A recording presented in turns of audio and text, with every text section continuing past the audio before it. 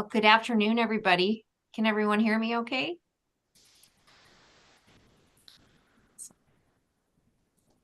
Now? Hi.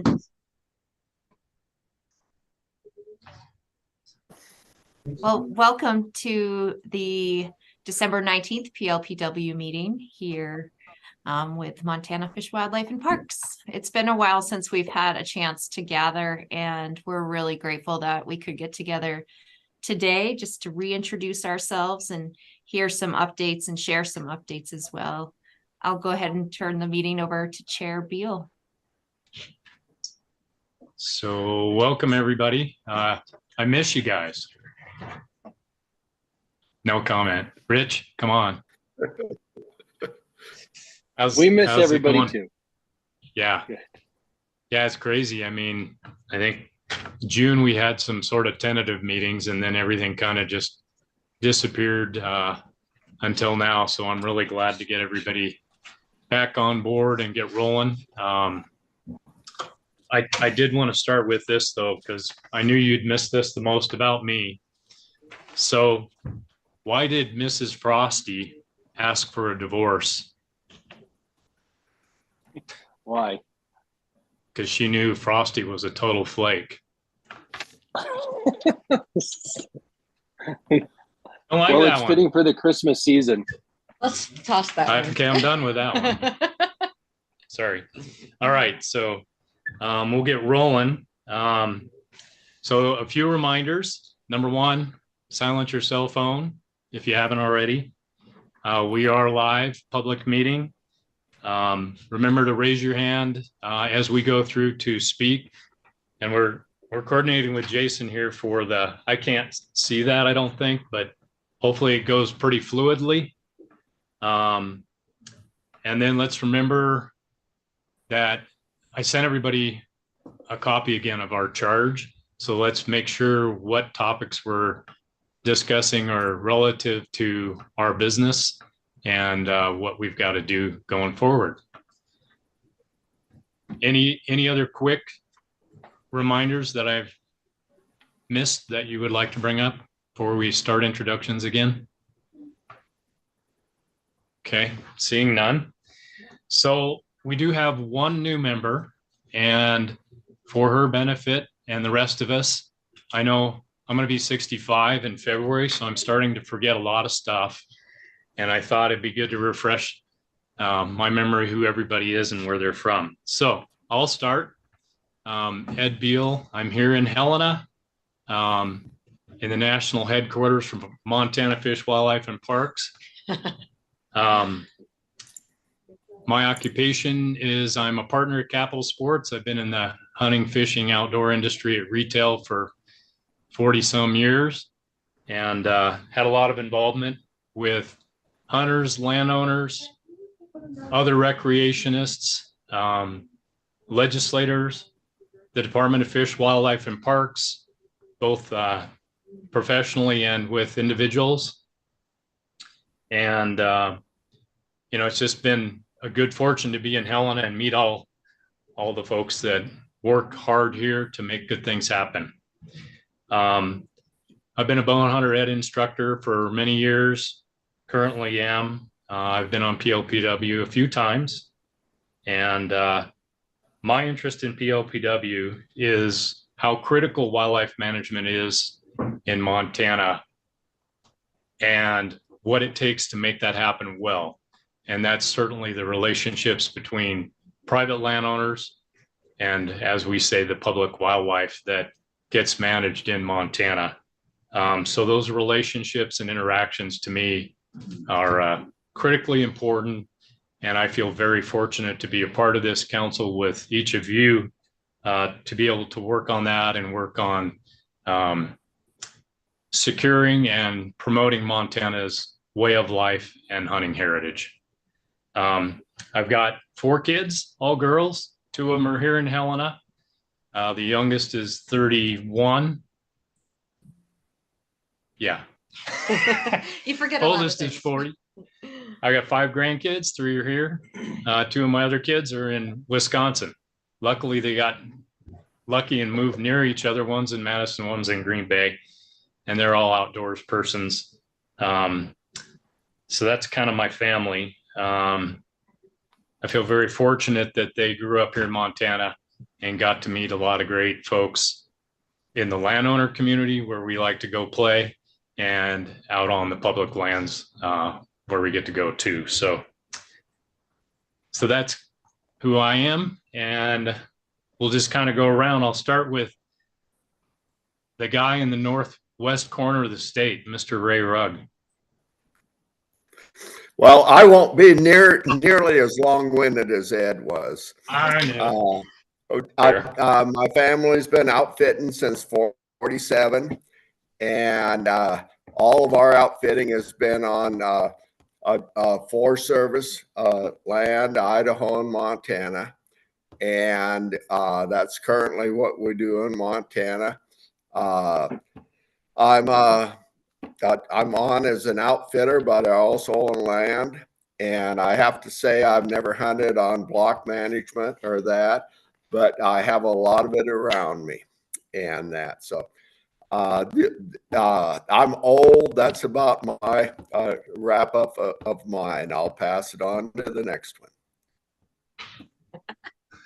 Okay, Ray. Well, you're an inspiration then, even though you say you're old, because you sure get around well and come and see us and participate. I appreciate it. So how about on the opposite corner, Mr. Cornwell? Go back and get my hearing aids. Can you hear me all right? We can. Good. Well, our ranch is in this corner of the state, mostly north of the Milk River, and we ranch on public, private, state and county land. A lot of it's leases, and we got most all of it. The stuff out in the hills is all in block management. And so I always thought it was important. My family's been here since 1892. And I always thought it was important that the people that had always hunted there should have the opportunity to. So that's how we run our deal. 1892. Congratulations. Thanks. Okay. My dad said it wasn't a very good recommendation if you'd lived the same place for 135 years and you were still in debt.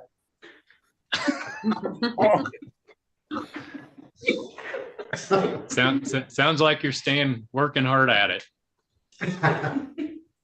All right. How about Rich, Mr. Roth? Good afternoon, everybody. Merry Christmas. My name is Rich Roth. I'm from North Central Montana. My family ranches here with business. I'm third generation. We also like the Cornwells. We run on deeded state and some BLM land. And I have a wife and 4 kids. None of them are on the ranch now. I'm not sure that they'll ever want to come back because I'm the guy who bosses them around. So they're out doing a lot easier jobs, I guess, right now than doing what I do. But like I said, we're a cow, calf, and yearling operation. Been that for a long, long time, and we do have some crops, but we have quite an array of wildlife on the ranch, from elk and birds to antelope and cats and coyotes and all that. And it's quite an amazing ecosystem, and something that I feel very strongly that it all kind of works in unison together. It's a big thing to work through that, and since we're kind of in charge of not only managing our deeded property, but also those leases like BLM and state that we have and that we pay for and we take and treat as we would our own. We feel the same way about the wildlife and doing things in the best manner possible there. We don't have any block management. I got out of that program when I came back to the ranch about 20 some years ago.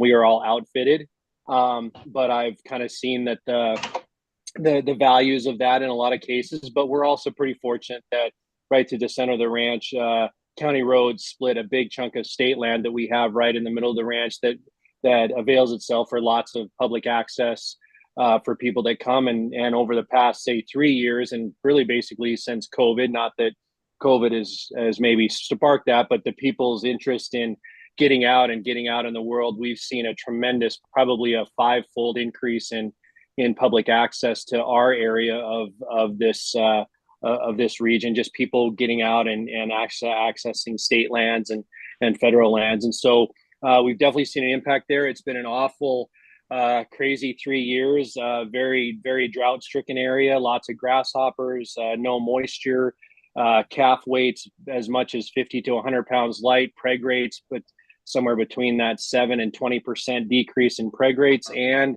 a huge, huge decrease in wildlife, especially mule deer populations. And so again, super concerning to me, but definitely wanting to be at the table and be a part of the solution, not the problem. And so look forward to being active with everybody, and hopefully there's some things that we can change, maybe even legislatively and things like that, as we look at obviously having people have access to lands, but also paying attention to the biology or the science behind it, that it's not just about people getting on the land, it's about managing the wildlife too. So hoping that that is something that we can look forward to as we go forward. It's a tough subject to talk about not having hunters on land, but we do, I feel, have a wildlife crisis a little bit. And so trying to use good sound science and that to move forward. So looking forward to working with everybody. Thanks.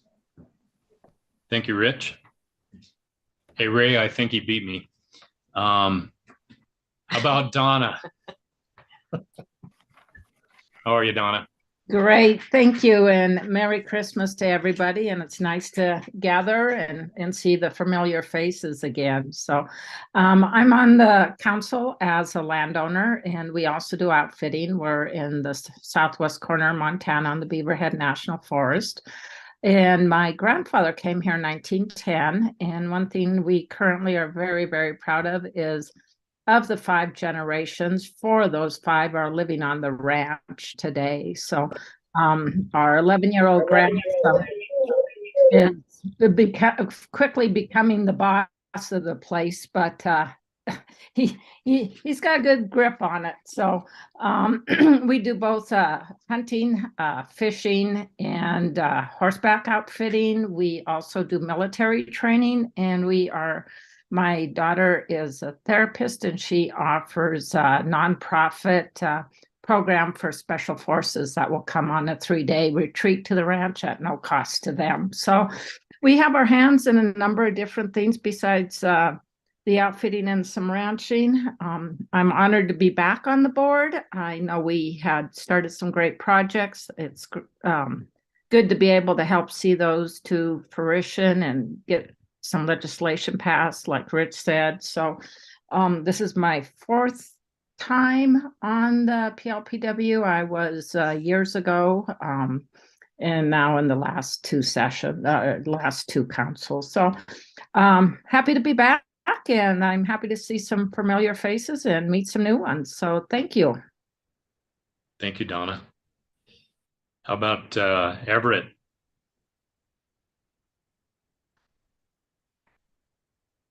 Hi, Ed. Good to see you again.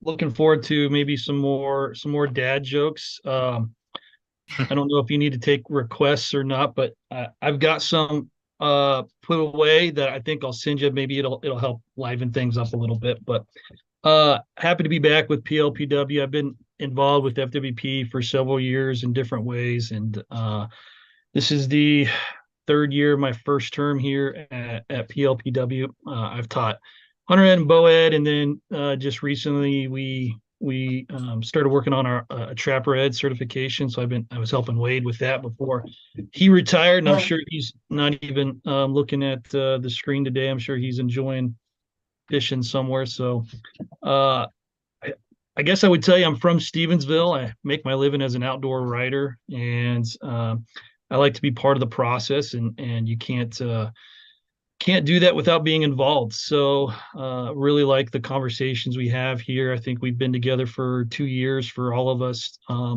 So we've built some relationships and connections that I really do appreciate. And I love the candor that we have with each other and the willingness to have some hard conversations. And I look forward to being able to do that a little bit more. I know we kind of got lost in 2023, but I'm really hoping that this next year we come in kind of blazing, because we got another legislative session ahead of us, and I know we all have things that we'd like to see. So again, Merry Christmas. Glad to hear everybody saying that, and happy to be here and see each other for one more time before next year. Thanks, Everett. How about Mr. Paschke? Rod? I'm Rod Paschke. I live in Jordan, Montana. We ranch and outfit. We're all deeded ground. It's my wife's family's. They homesteaded up here. We own part of it for now. And I'm the Region 7 director for MOGA. Have been for quite some time. Look forward to working with all you guys and gals. We get a lot of stuff done, so it should be good if we keep the resource in mind. So anyway, that's all I got. All right, Rod. Thank you very much. Mr. Tribby. Hello, Dale. Good afternoon and Merry Christmas to all. Dale Tribby, I'm from Miles City. I'm a retired BLM employee. Most of my career was spent as a wildlife biologist or a supervisor. Also managed the special recreation program, which included guides and outfitters for a short time. Been involved with Fish, Wildlife, and Parks in many capacities over the years, from the day-to-day working relationship that we had in Region 7 and Region 6, and to a lesser degree in Region 5. But also, I've been on several councils, including 2 upland game bird councils and one of the precursors to PLPW. Hunter ed instructor is kind of my second go around doing that. I did that when I first moved to Miles City, and then I don't know, for the last 7-8 years I've been a hunter ed instructor again. Active hunter primarily. Well, I hunt everything, but my passion is birds, and really concerned about land ethics, landowner relationships, and just glad to be back here for another term. Thank you. Thanks, Dale. How about Paul? Mr. Ellis? Well, hello. Merry Christmas to everybody. I was raised in Miles City, Montana on a ranch out there. But we don't have it in the family anymore. I've been an outfitter back in the 70s, and then I took a sabbatical, and now I'm started back up in 95, I guess it was. So we've seen quite as you get older, you see a lot of things change. And it's an honor to be on this council with you all. And I think looking forward to making some big changes. One of the big things that I think we need to really focus on are landowners and landowner relationships. It seems like we don't get very many landowners involved in this process. And I think that's something we need to really work on. I know that at that level, and with the Fish and Game, it's been a long haul for them.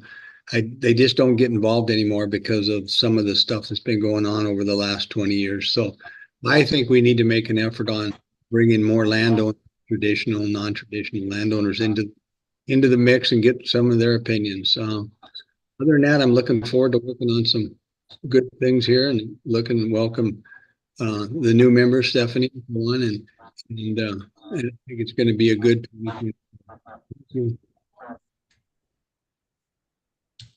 All right. Thank you, Paul. Cindy Cohan. Morning. Good morning. I'm Cindy Cohan. You can't see me because my computer keeps crashing. I live in Butte where I grew up, and I come from a family of teachers, and my grandparents owned a retail store here in Butte, which we all worked, of course. I'm a 27-year Air Force veteran, retiring as a full colonel, and my career focus was in technology. I'm a sportswoman and a hiker, and I've been on the council for, it seems like a long time. I think this is my 5th session, and I want to welcome Stephanie and everybody else back to another PLPW council. Thank you, Cindy. How about Mr. Albus? Can you hear me? We got you. Okay, good. Well, Merry Christmas, everybody. Welcome to the new members. I'm Eric Albus. I live up here in Region 6 on the High Line, halfway between Glasgow and Malta, a little town called Hinsdale is our hometown. We ranch here, farm here, and outfit. Not a whole lot more to report than that, I guess. So I'll leave it at that. Are you staying home for Christmas, Eric? I'm staying home for Christmas. We got cows to feed. I figured. All right. So last but certainly not least, and our new member, Miss Stephanie Prater, welcome aboard. Hi there. I'm Stephanie Prater. I am a 4th generation Montanan.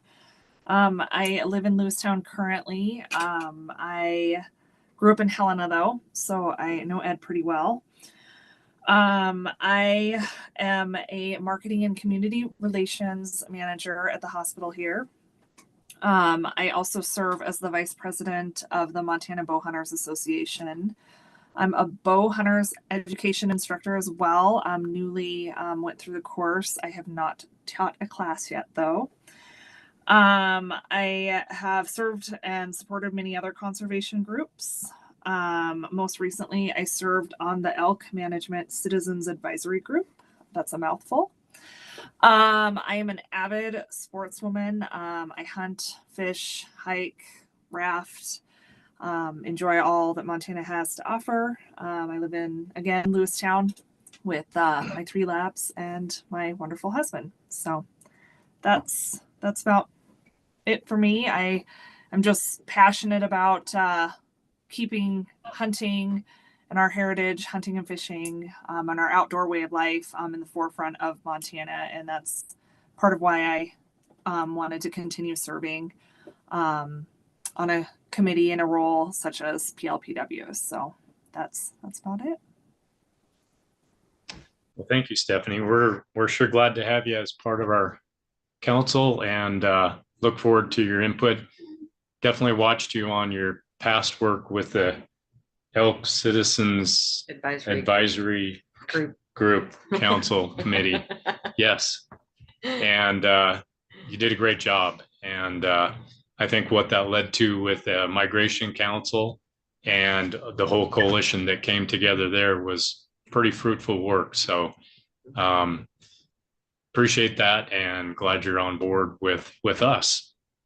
And I think, as you can see, we do have a pretty wide ranging group. I believe this council really has a great collection of folks that represent Montana well across the state, from geographic region to geographic region and from interest to interest.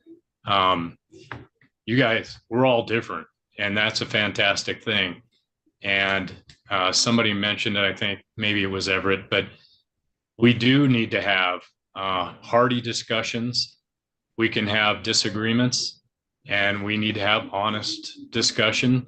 And at the end of the day, come back together and make a good decision.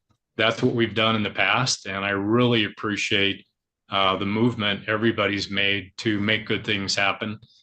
The 23 legislative session was pretty fruitful. Paul talks about landowner needs and issues. We all worked hard on the situation with block management compensation and such. Certainly it's not a done deal, but when I look back over time and you look at the changes in the cap, we went from 10,000 to 12,000 to 15,000 to 50 pretty fast. The last part happened fast, and I don't believe that would have happened as effectively without the work that each of you committed to this discussion over this time. It was a big deal. I've talked to many landowners since then that have recognized it, and some are large block cooperators and some are small, and they are all aware of it. So that was just one thing, but it was the big thing. And certainly we've got lots more to do. So again, thank you all. I look forward to those good, hard discussions. That's what it's about, is honest discussions and then coming to an understanding of what we recommend going forward. Again, we're a council that makes recommendations. We don't get to vote law. You all know that. But if we do it well, we can present well, and we can help that happen. You've all seen it, and that's why we're here. So again, thank you all for the past work. You know, the governor recognized that for our council. It was a collective recognition that the governor made for PLPW members as a group. And it was a great thing to be part of that. So if you didn't catch the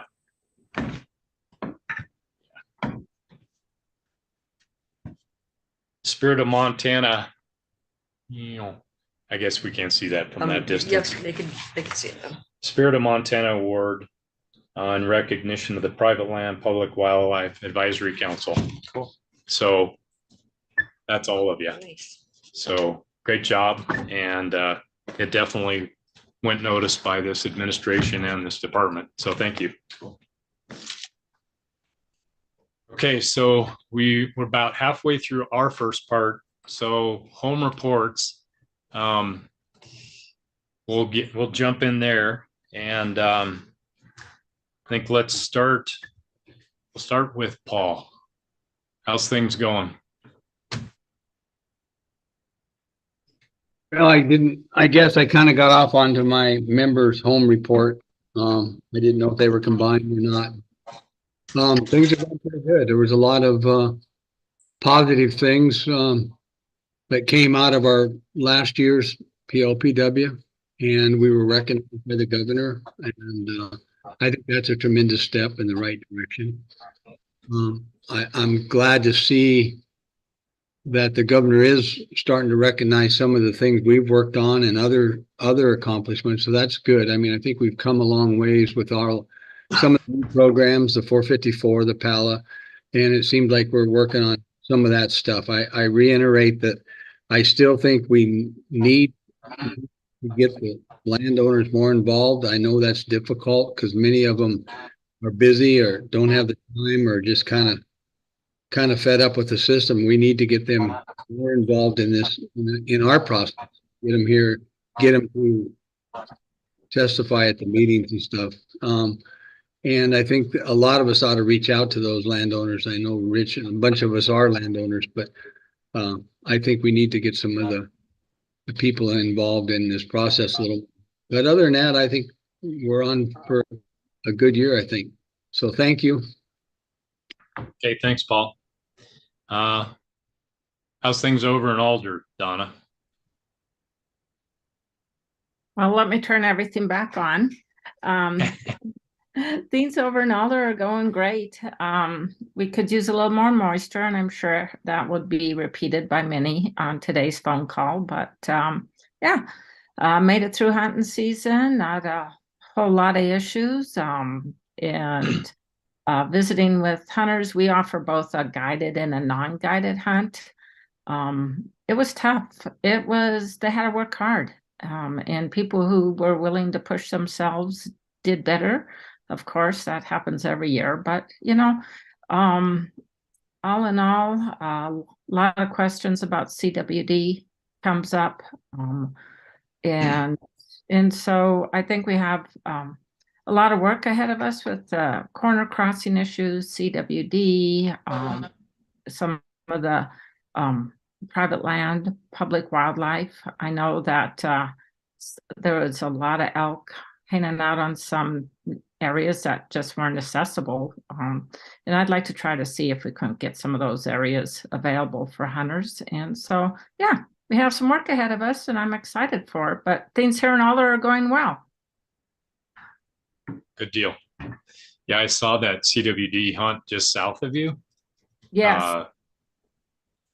Looked like a pretty high interest in solving that hunt problem.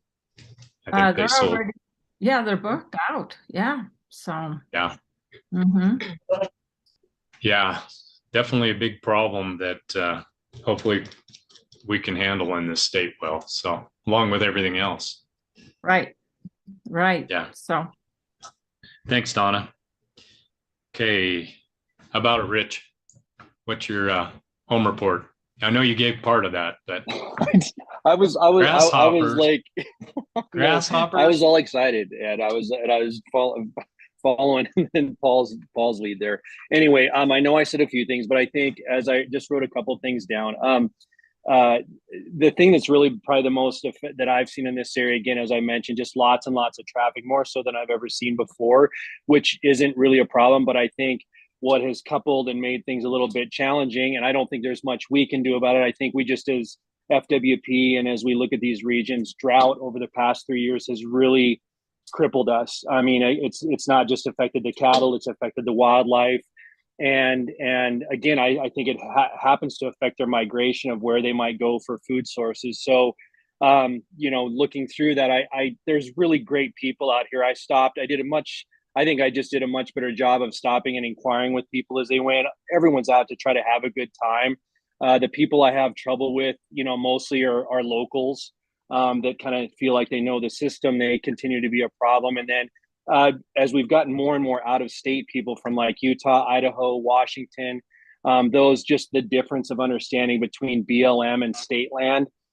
They kind of feel that state and BLM are the same as far as driving and access. So I continue to kind of struggle with that. It's an education thing. I had 3 people that I didn't personally, with cameras now, I just send stuff, but I had a 2,000 acre fire on the ranch this year. And it was one of those years, you all know right now, probably most of the state is brown and very open. And we had a 2,000 acre fire in September that covered a bunch, that took out about almost 1,000 acres on the ranch and 1,000 acres of state land that we lease. And again, I had these guys that would just park on these spots and build campfires and then accessing the state land. And it's a huge, I try to be good about it, but it just kind of really, I have a tough time keeping my demeanor in that situation. So that's been really frustrating to deal with some of those things. And then, people, and again, guys, this isn't new news, but I just figure I'll tell you, like, people, they could just take a shovel and cover up their own mess, if you know what I'm talking about. I got toilet paper and I took tons of pictures of it. I just don't understand some of that stuff. I mean, I know, I don't know. It just infuriates me that we deal with those things. And I don't know, I'm just kind of telling you that's what we do. I don't know how we necessarily deal with that stuff. I think that kind of leads to then areas that we can do stuff again, and I know we're working on that, is the education of hunters, and people, even other hunters. Cause like I said, really guys, 99% of everyone out there is really, good people, and we have good conversations, and they're just trying to have a good time. It's the other 1% that I think wrecks it for a lot of people. So again, continuing that education of hunters, and even hunters who are doing, stuff themselves. I think there were a couple reports and I can't remember where it was in the state, where there are even, officers of the law that were breaking the law that were reported in a few incidents. That type of stuff people that know the law, really should be good. And we have Onyx and all these things. So I just think the education continue to be helpful there. And then last thing, then tying in with the drought and the grasshoppers and all of that, is we really did have our mule deer situation is really difficult right now. And I don't think I'm the only part of the state that's being seen. And I did talk to my outfitter, and I don't know it that well. He just said there may have been some changes to next year's mule deer rules in our area that I think is going to be a really nice, it's nice to see FWP listening to us a little bit, at least from a landowner perspective, that we kind of do know what we're seeing out there. And like I said, I have a private biologist that does all of our wildlife stuff anyway. So coupled with sharing that information and doing that, that's been a good thing. So just we have a drought, the hoppers, definitely understanding the mule deer and some of these populations, then just improving on some of this education and cleaning up of people just being kind of messy and not doing a good job in that. But like I said, overall, people are really great people, and I enjoy talking to them, and they're out having a good time, and it was a good year in that regard. So hope that makes sense. Thanks. Sure. Eric raised his hand. Eric, you have your hand up? Yeah, I was just gonna speak to Rich's question there about the different, what happened at the commission meeting. As Vice President-elect of MOGA, a lot of us on the phone call here, a lot of the outfitter members were present at the commission meeting, and we had a huge win for the wildlife of Montana. In Region 6 and 7, the only place that you can harvest a mule deer doe now will be on private land. No taking of does on public land. And I felt like that was one of the biggest victories we've had. And we also got Region 7 split in two different antelope districts, which I think will be a big help there. So just wanted to give you a quick update on that. Thanks, Eric. I don't mean to make light of your grasshoppers, Rich. I know that's a serious problem. I was just trying to figure out whether the department needs to issue over-the-counter tags or you need a whole lot of released pheasants. Amen. I mean, seriously. I think the birds did okay. I did talk to some guys. I think it was the winter that maybe affected the birds more. But yeah, obviously grasshoppers are good there. And just to be funny about that too, some of those hoppers, Ed, I literally might have needed like a 30-06 to make an dent in. So you should see our vehicle windshields and grills. I swear they could be breaking windows and lights. It's just, I've never seen a locust type situation like that in some of these areas. And we're supposed, and really not to drag this on, but and hearing people talk that are in the know, supposedly we're supposed to experience another year of grasshoppers this year too. That's what I'm hearing. So anyway, it'll be interesting to see. Yeah, and again, I seriously don't mean to make light of that, because I know when it hits a region, it's pretty devastating. When it's like having a pasture with nothing but prairie dogs and there's nothing left to eat. So, all right, thank you, Rich. Let's see, Drew's off. Everett? My report's pretty short, Ed, but I know we're kind of glad to have the elk management plan behind us. I was with that since I think 2020, early days of COVID, we started working on that. So to finally see that wrapped up, I'm really, really happy about that and happy with our work as well.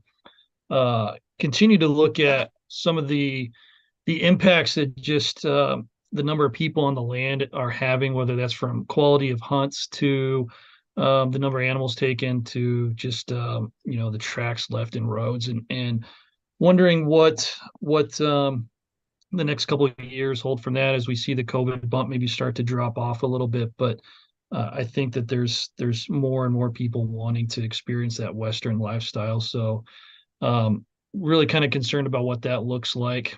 And then, the conversations I've had this fall have mostly been with landowners as a sportsman, and there's a lot of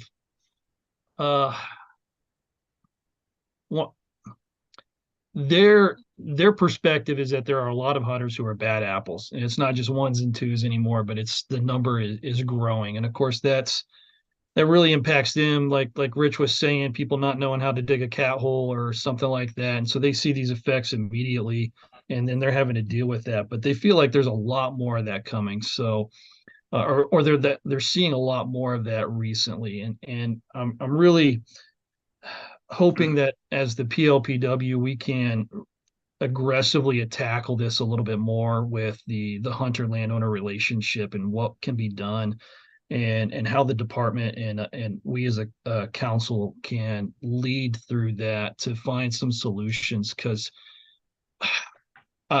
I'm at risk personally of losing access to places that I've been able to hunt for years, and the landowner just wants to shut it all down. And it's not me personally, but I'm kind of getting caught in that, right? And so that's really concerning. So more than just having these discussions, which again I think are important, and we've done that really well for 2 years. There's got to be something that stems that tide or straightens that curve, so that we can have better relationships between that sportsman and that landowner. So those are kind of things on my radar over here in Region 2. All right, thanks, Everett. Rod, how about it? Yep. So Region 7, A lot of concerns on our mule deer numbers. Going back to what Eric said, we got that passed to where does only on private. That's a great start. It's not going to be a fix all save all, but it's a step in the right direction. We had a lot of trouble with trespassing and illegal outfitting up in the Jordan area. One of the reasons is more so than before is we had a county attorney or have a county attorney that refuses to prosecute any FWP citations. So basically what happens, I turned quite a few people in, and basically the warden has to send a report into the AG's office and let them handle it. It's kind of a messed up deal. So hopefully he'll go away, or we can get him gone anyway. But landowners, kind of what Everett said, landowners are fed up with it. I think we're going to start to see people drop out of block management because of it, which I know that's not what we want, but they're fairly fed up. Yeah, they've had enough. Other than that, a lot of grasshoppers, dry, that whole chestnut. But yeah, other than that, it's good. So that's all I got. Okay, thanks, Rod. How about you, Ray? Nope. Out here, really, everything with the hunting season was low key. The harvest was low until the last week. A lot of whitetail. The last week was about it. We've still got all the problem with the wolves, but what I hear mostly is need more enforcement, law enforcement out on the ground, and that also pertains to some of the block management where there's been some difficulty and some of the locals playing the system, but that's about it out this way. It's all low key. All right, thanks, Ray. Stephanie Prater, how's things in Lewistown? All right, I'm going to give this a go. This is my first one, I suppose.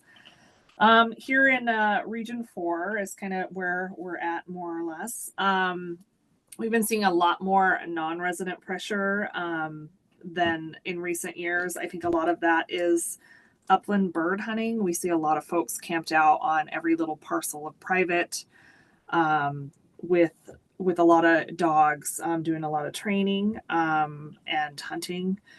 And then B tag pressure. I think because we are an over-the-counter unit, that 004 elk tag, I think a lot of non-residents hear how far over objective we are, and they assume that there's just cow elk teeming everywhere. And so we seem to get a lot of pressure. I would love to see our B tags go to kind of a hybrid where they are mostly landowner B tags over the counter and then a draw system for public land. I think that would alleviate some pressure. The 454s or elk access agreements, I think we have some large non-traditional landowners here, non-resident landowners. They seem to be really helping some of the relationships here. I know a lot of these landowners provide excellent hunts. I've had friends go on them and have spoken the moon about how great they've been.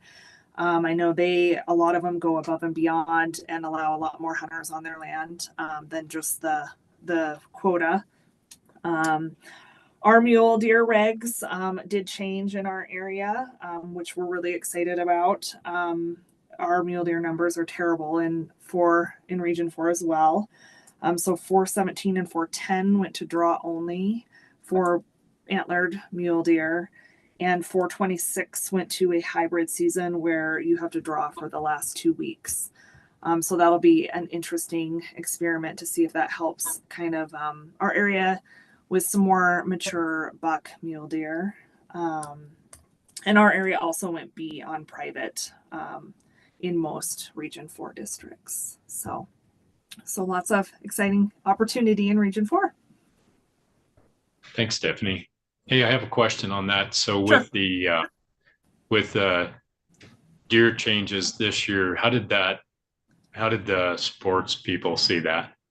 I think most of this, I think in our area, most of the sportsmen, if not all, were really rejoicing around it. I know you always get the, one-offs that, oh, they're taking opportunity.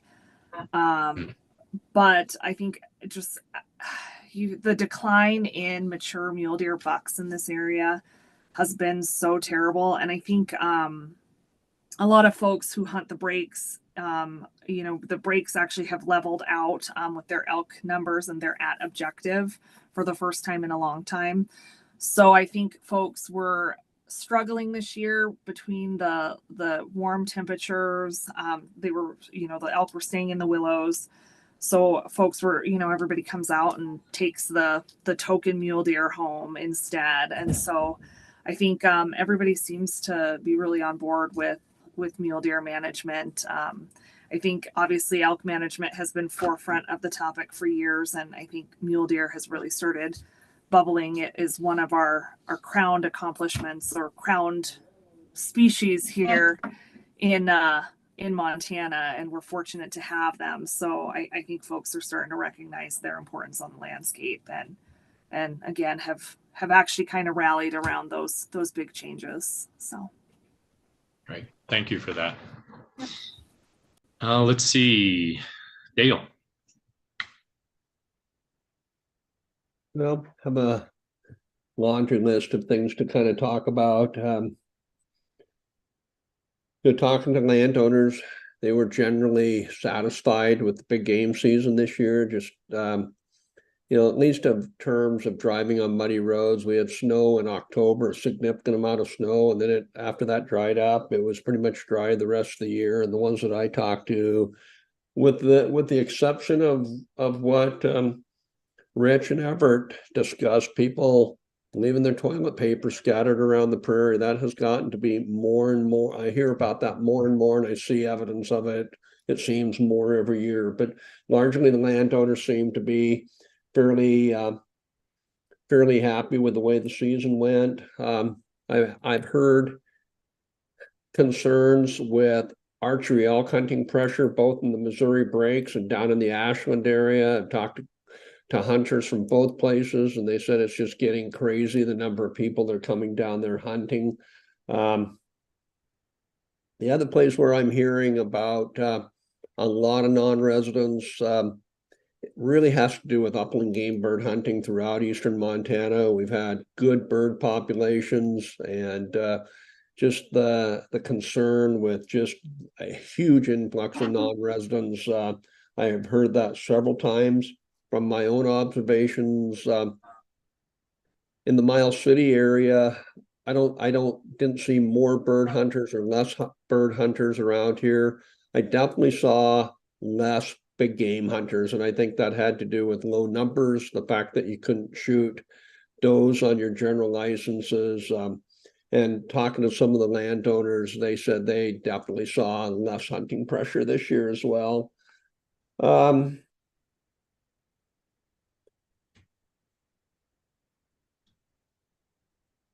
The issue with, and I heard the other people here talk about the mule deer tags, and they're restricted to private land. That's something the commission just decided on. I think that could be problematic. When you look at eastern Montana and you look at the extremely scattered land pattern that you have for BLM and state lands, for a lot of hunters, that's going to be really tough to stay off the private land or the public lands. And maybe if you're talking CMR and you're talking the forest, that might be a different situation. But boy, a lot of our land pattern is so scattered. I just think we're setting a lot of hunters up for violations. Of course, they have onyx, but again, the land pattern is so scattered that unless you have that turned on and say, okay, is that doe now on private or is it on BLM? It's just not clearly marked, and that could be an issue. The last thing I guess I'd want to say is the projections for grasshoppers for next year are going to be at epic levels. There's a workshop that if I were not in this conference, I'd be at today, and they're talking about extreme levels of grasshoppers through much of Region 7 as well as the rest of the state. And that will be an issue for landowners and a lot of other people, and could very much impact the quality of our habitat that we have next hunting season. That's pretty much what I have for now. All right. Thank you, Dale. Lee.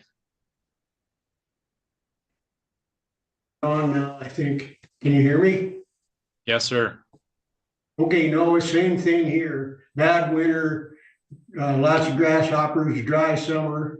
I did find if for the guys that are having trouble with toilet paper, if you wait till it blows into the fence and then you come back a week or so later, you can pick it up without getting any of the brown stuff on your hands. Oh, God. Maybe we should give them, or you can kind of rip they use a lot. Seems like a year or two ago, we had a guy must have had the physics. Every gate, there was a third of a roll of toilet paper by the gate, and the coop was always right by the end you opened up. And so he might have died or something. I didn't see any this year, but maybe he was cancer or something. I don't know. But anyway, just part of what you do. Maybe we should give them all the old guys a garbage sack to take with them so they could pick it up and put it in there. So anyway, everything's the same here. We're getting along. We're sure enjoying the nice winter weather. So thanks. So Lee, since you stepped in that so well, besides the garbage bag, have you thought of another solution? Really? Huh? You're on. Can you still hear me? Yeah. Okay, no, I haven't. I don't think most of them won't want to dig a hole or anything. You know, it's just part of what you do when you put up with the public. And if our numbers are way down for hunters this year, but it seems like when they offer doe tags, then somebody shoots a doe and then the coyotes get the fawns. And so the numbers decrease a lot when you start harvesting lots of does. All right. Okay, let's see. Cindy. Push that button. Gosh, I don't know how you could follow that. Yeah, it's a problem. It is a problem.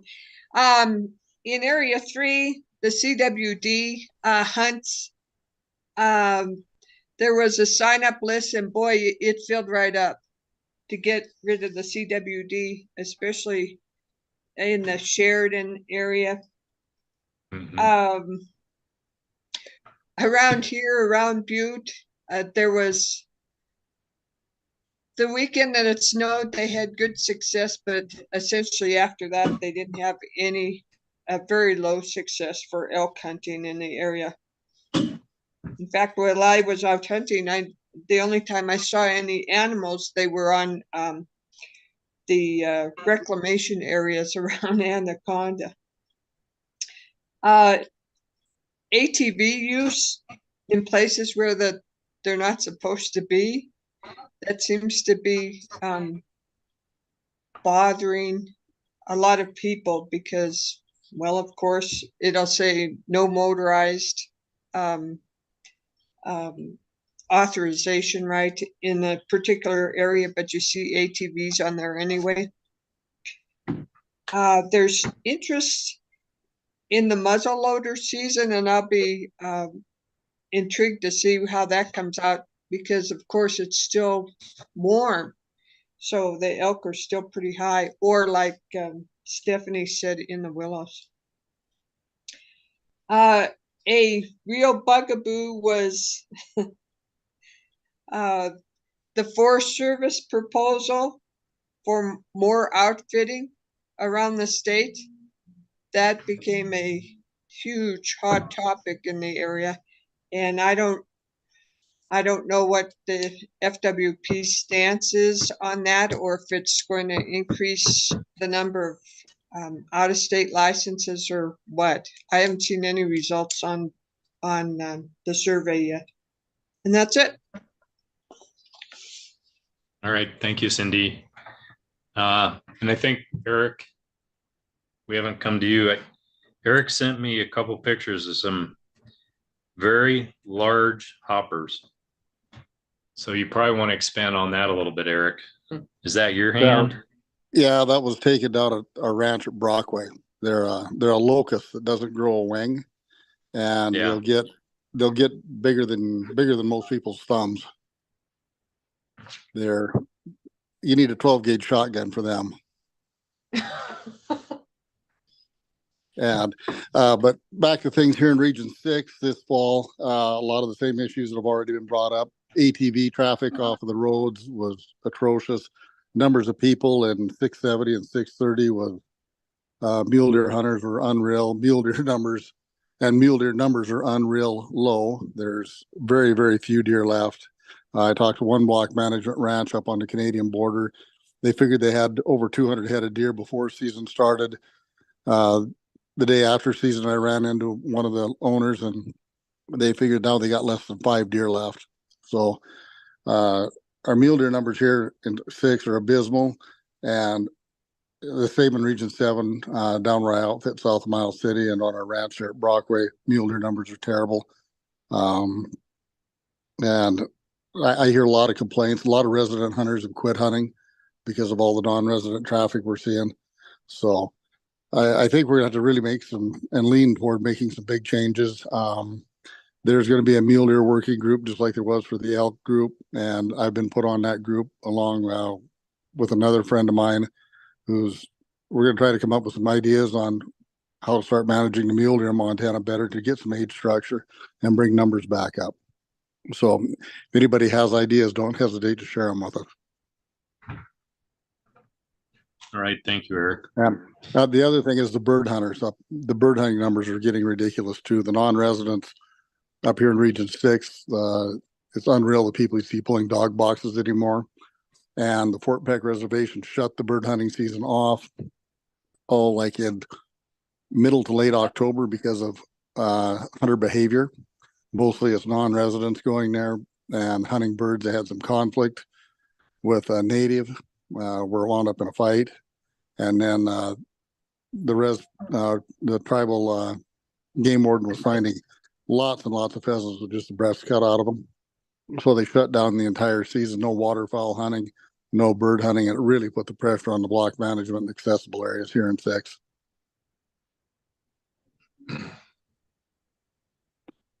All right, thank you, Eric. I'll just kind of wrap that same.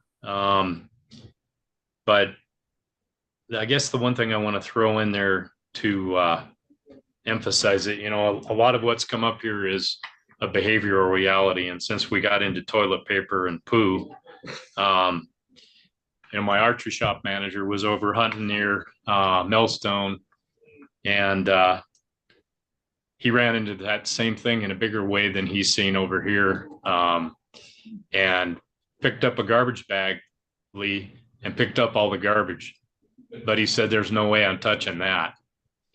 And couple that with what the ComEd department is doing at FWP. I don't know how much you've seen it over here or in your region with the It's Up to Us campaign to protect the hunt.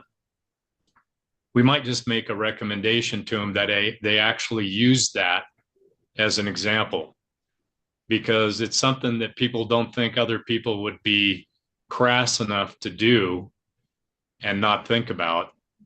We're laughing about it, and I agree, it's funny, but it's not funny when you see it where you see it. So we might throw that over to Greg Lemon.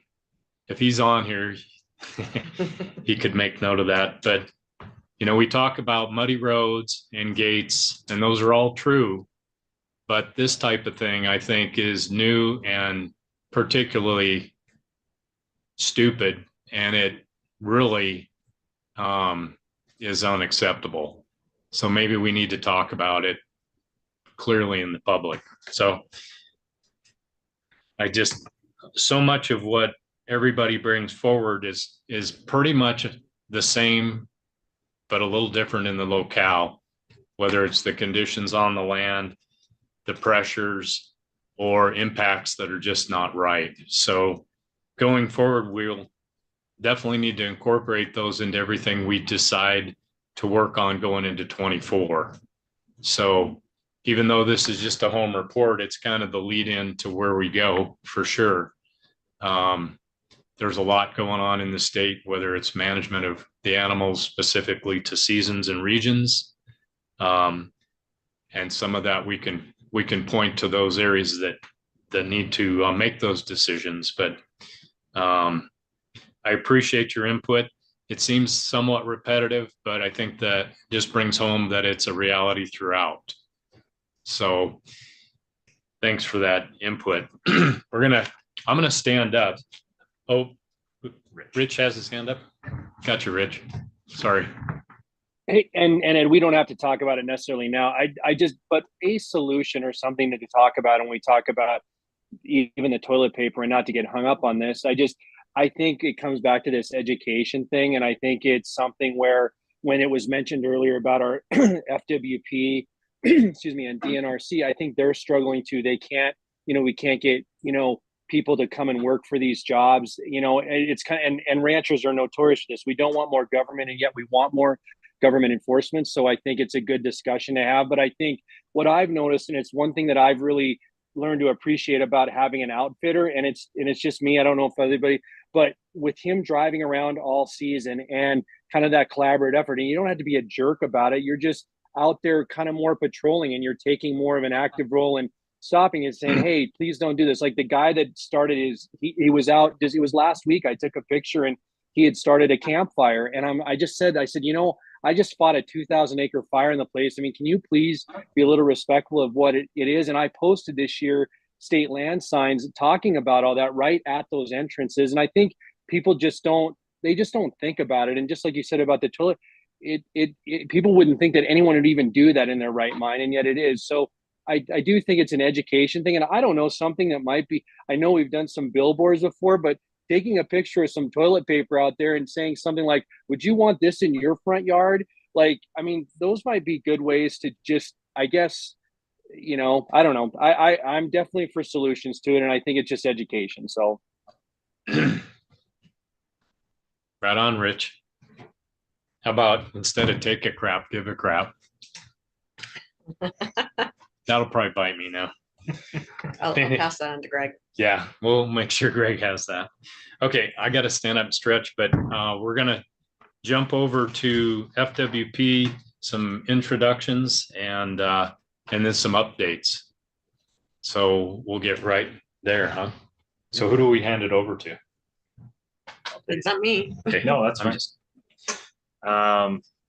So we'll just do some staff introductions for those that don't know. We have a group of Helena staff here as well. We have all of our regional access managers, so the people that oversee the program locally on this meeting as well. So just starting off, and then we'll kick it around Helena and then go to Kalispell.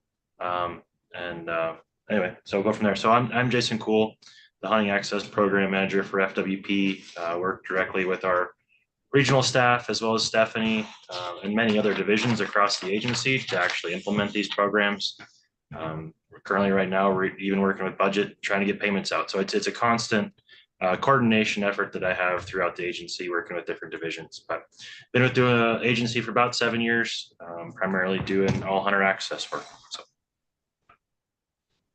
kick it over to Deb. Hi, everyone. Nice to see some familiar faces. I'm Deb O'Neill. Up until recently, I was managing special projects for the director's office here at FWP. I've been here 13 years now, and I'm just entered my 30th hour of the new division administrator of Parks and Outdoor Rec. Hope Stockwell stepped down.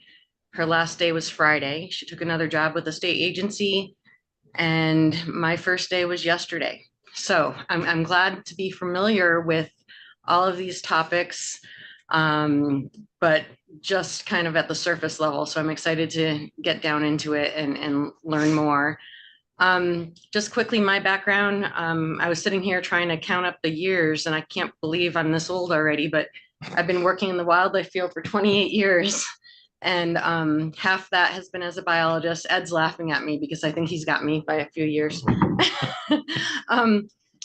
I've been working as a biologist for about 14 years, and that was mostly in wildlife human conflict, everything from prairie dogs to bears, lions, wolves, and jaguars in Arizona.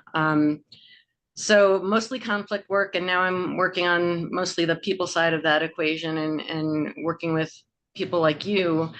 And I just want to say a heartfelt thanks. You know, I get paid for this, and you guys are volunteers, so it actually just means a lot to me that people here, and especially in Montana, as you know, other states, they have people that care too, but I've never lived in a state where there's people so passionate about our resources here. So when I see volunteers stepping up like you guys and stepping up for so long, I just really thank you for that, because we really couldn't do it without you. And if I may, can I address a couple of questions that were asked? I think it was Cindy that asked about the Forest Service outfitters, the increased outfitter days.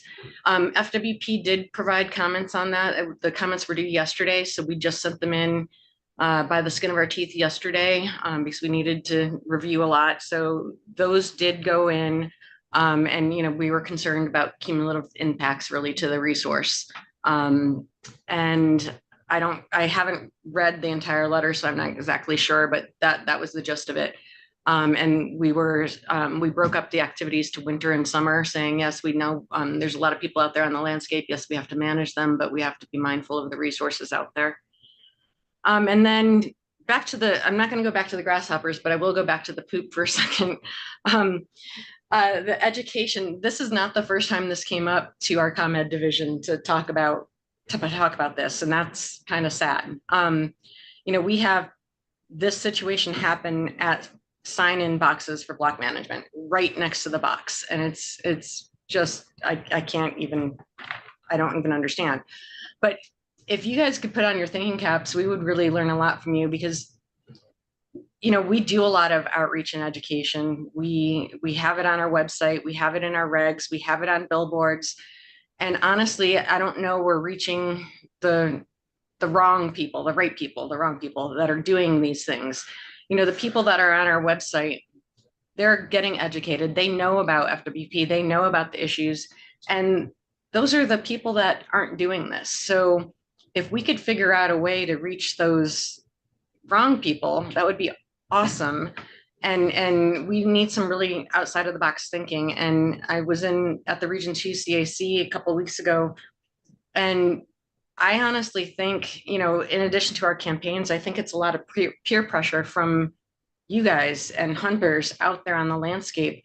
I think that, you know, as long as you do it in an appropriate, non-confrontational way, maybe, but I think the peer pressure from you guys and the other public might be a good answer or a good complement to this. You know, we really rely on you guys to be eyes and ears when we can't be out there, and we hear a lot of these things from you. So that's one of my suggestions, but also if you guys could come up with another outside the box way to reach these people, that would be great.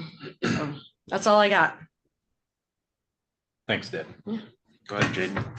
I'm Jaden Ewert. I am the new Parks and Outdoor Recreation Administrative Assistant, and I'm only about a month fresh into this position, so I'm still learning as well, and happy to be in this meeting right now just to learn a little bit about what you guys are doing and trying to accomplish here. So yeah, excited to keep learning here in my position. There is a lot to learn. I'm already learning that. So yeah, a little bit about me. I am originally from Spokane, Washington, but moved over here about a year and a half ago.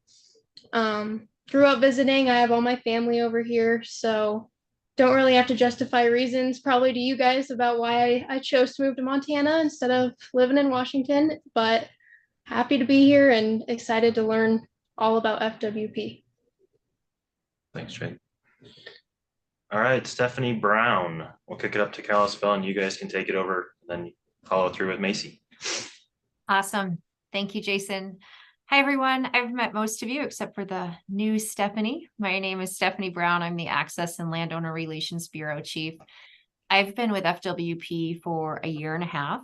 I still feel very new, but very lucky to have such an amazing team that surrounds me to just keep me on my toes and keep me learning. It's really great. I get to work with all of our access programs and all of our state-funded recreation grant programs. So it's a lot of fun just to be able to work in the areas that I'm really passionate about, which is connecting people to the outdoors and recreation opportunities and getting people outside to play. That's what I'm personally and professionally just really care a lot about. I'm originally from Maine. My husband is from Montana, and we relocated to Montana with our 2 young children about 3.5 years ago, so that they could experience this beautiful state and get to play outside as much as possible. Jason hit on it. I just want to hit on this too quickly. With our access programs, we have our regional access managers who just are fantastic and make this program happen, as well as just a broad team of people, from those in Helena in our accounting and budget office to our wardens and biologists. It wouldn't be possible without this big interconnected team. And I'm beyond grateful for the work that we all do together to make these programs available to the public and to our landowners. So with that, we're going to hand it over to our regional access managers to introduce themselves and just give a high level overview of what the season was like for them. So I'll hand it over to Macy Dugan. Hey everyone, so I'm Macy Dugan. I'm the Region 1 Access Manager. I'm in year 2 of my position, and it's also the second year we've even had a dedicated full-time access staff in Region 1. So most of our private land access up here is corporate timberlands. We do have several other just small landowner, kind of more traditional operations with cattle and ag. As far as this year, still wrapping up, still in season, as you know, I do have some numbers here. We have a total of 583,000 acres enrolled in block management. We have, which comes out to be roughly 117,000 hunter days. We have 19 block management areas, 2 of which are also recreation management area, where they're open year round. We have 3 private land fishing access sites and 1 elk hunting access agreement that was brand new this year. We got a second technician this year, so I have 2 total for our whole region. So slowly growing the program up here, but that was a huge help. We got a lot more coverage this year, because kind of like what the rest of the state, just having staff out and about waving the flag and stuff is important. And so I got 1 extra technician to do that this year. With my position being so new, we're not quite on par with the rest of the state, so we're kind of getting up there with putting out map boxes and more signage and stuff too. So we got a lot of that done this year, which was great. And yeah, I think that's about all I got. Awesome. Let's kick it down to Region 2, or send it down. Let's zoom down to Region 2.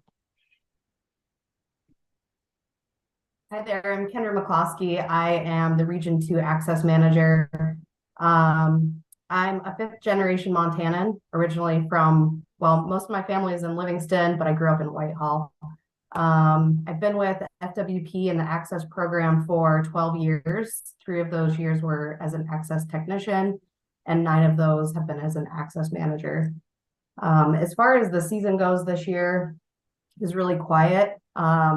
You know, a few things that popped up here and there, but nothing out of the ordinary. We had hardly any precipitation and snow and weather, so I would guess that that's why we had such a slow and low harvest season. We have 6 access technicians and a full-time resource specialist over here. Lots of FWP reservations are administered out of our regional office. That went relatively smoothly, given there's about 2,000 reservations that are taken between August and December 1st. We had a few issues during the muzzleloader season, but nothing major. And we still have some people out there waterfowl hunting, a very, very minimal amount of upland bird hunting and then some late season deer opportunity. And that pretty much wraps it up in Region 2. All right, Cheyenne, you're on the phone. If you can make that work, we'd love to hear from Region 3. Can you guys hear me? Yes, ma'am. Awesome. Hi, everybody. My name is Cheyenne Parker. I am the Region 3 Access Manager. I have been with the agency for about 1.5 years now, and I have been in this position for a long 6 months. I've got 6 technicians over here, 2 hunt coordinators that run our Matador damage hunt, basically, and then I have 1 resource specialist as well. Overall, it was a very good season. I would say it was pretty slow. We saw a comparable number of hunters in the field, but a lot less, major decline in harvest rates, just from my techs in the field. We saw a pretty good decline in those harvests. It was overall pretty slow through the season, I'd say. We had a pretty decent amount we saw a lot of people switching over to bird hunting, just because the elk weren't there. This season we lost 1 landowner and we gained 6 through the region. So I would say pretty successful. We grew our program a little bit.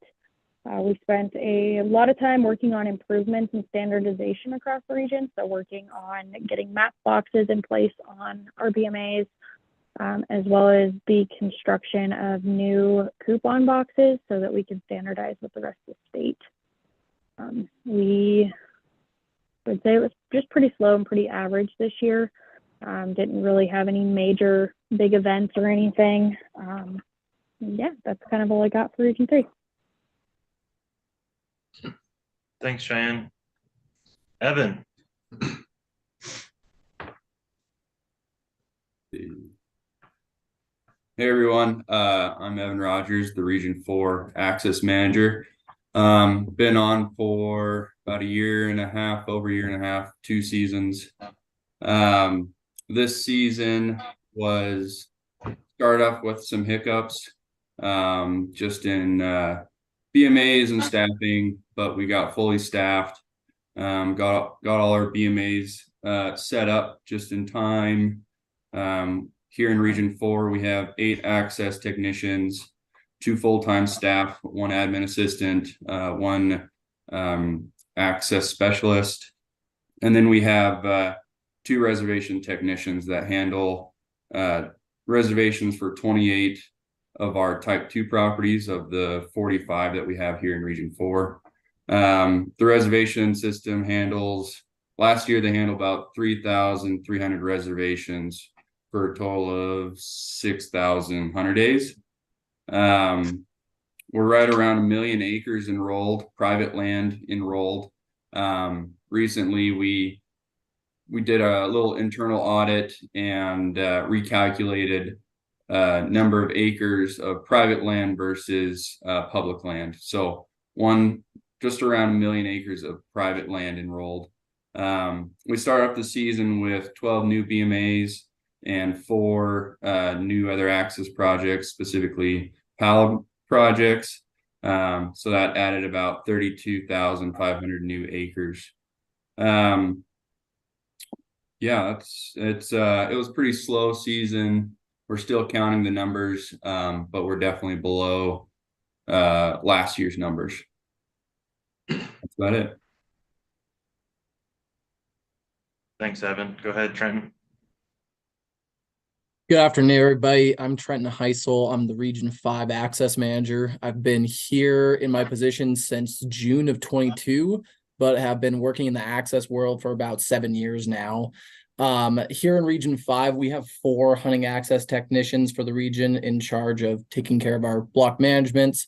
And then what's new to Region 5 is that as of July, we have a full-time access resource specialist, Zach Menegat, who just started with us and was a huge help this hunting season as Region 5 is on board with trying to get consistent across the entire state. I'm probably going to sound like a broken record, but Region 5 was also extremely slow for both hunter days and also hunter harvest success. We're looking at our projections, and it does appear that we're probably going to be dipping down back to the average prior to the 2020 peak season. So we're anticipating to be, pretty on par with prior to that COVID year, but definitely was slow. Looking at on the ground, Region 5, we only had one major snowfall event, and that was the last week of October. And we did see a lot of hunter usage out there and a lot of harvested game. But there's definitely an itch to get out there and continue using these properties for the shoulder season. So we're happy that we'll still have 34 BMAs open, which is a huge increase from previous years. And that totals about 85,000 acres that'll be enrolled. Total for the year, we have about 500,000 acres in the program. So 85,000 open for the shoulder season's pretty good from what we've had in the past. So that's about it for the little Region 5 update. But yeah, happy to see everybody again. Thanks, Trenton. All right, Katie.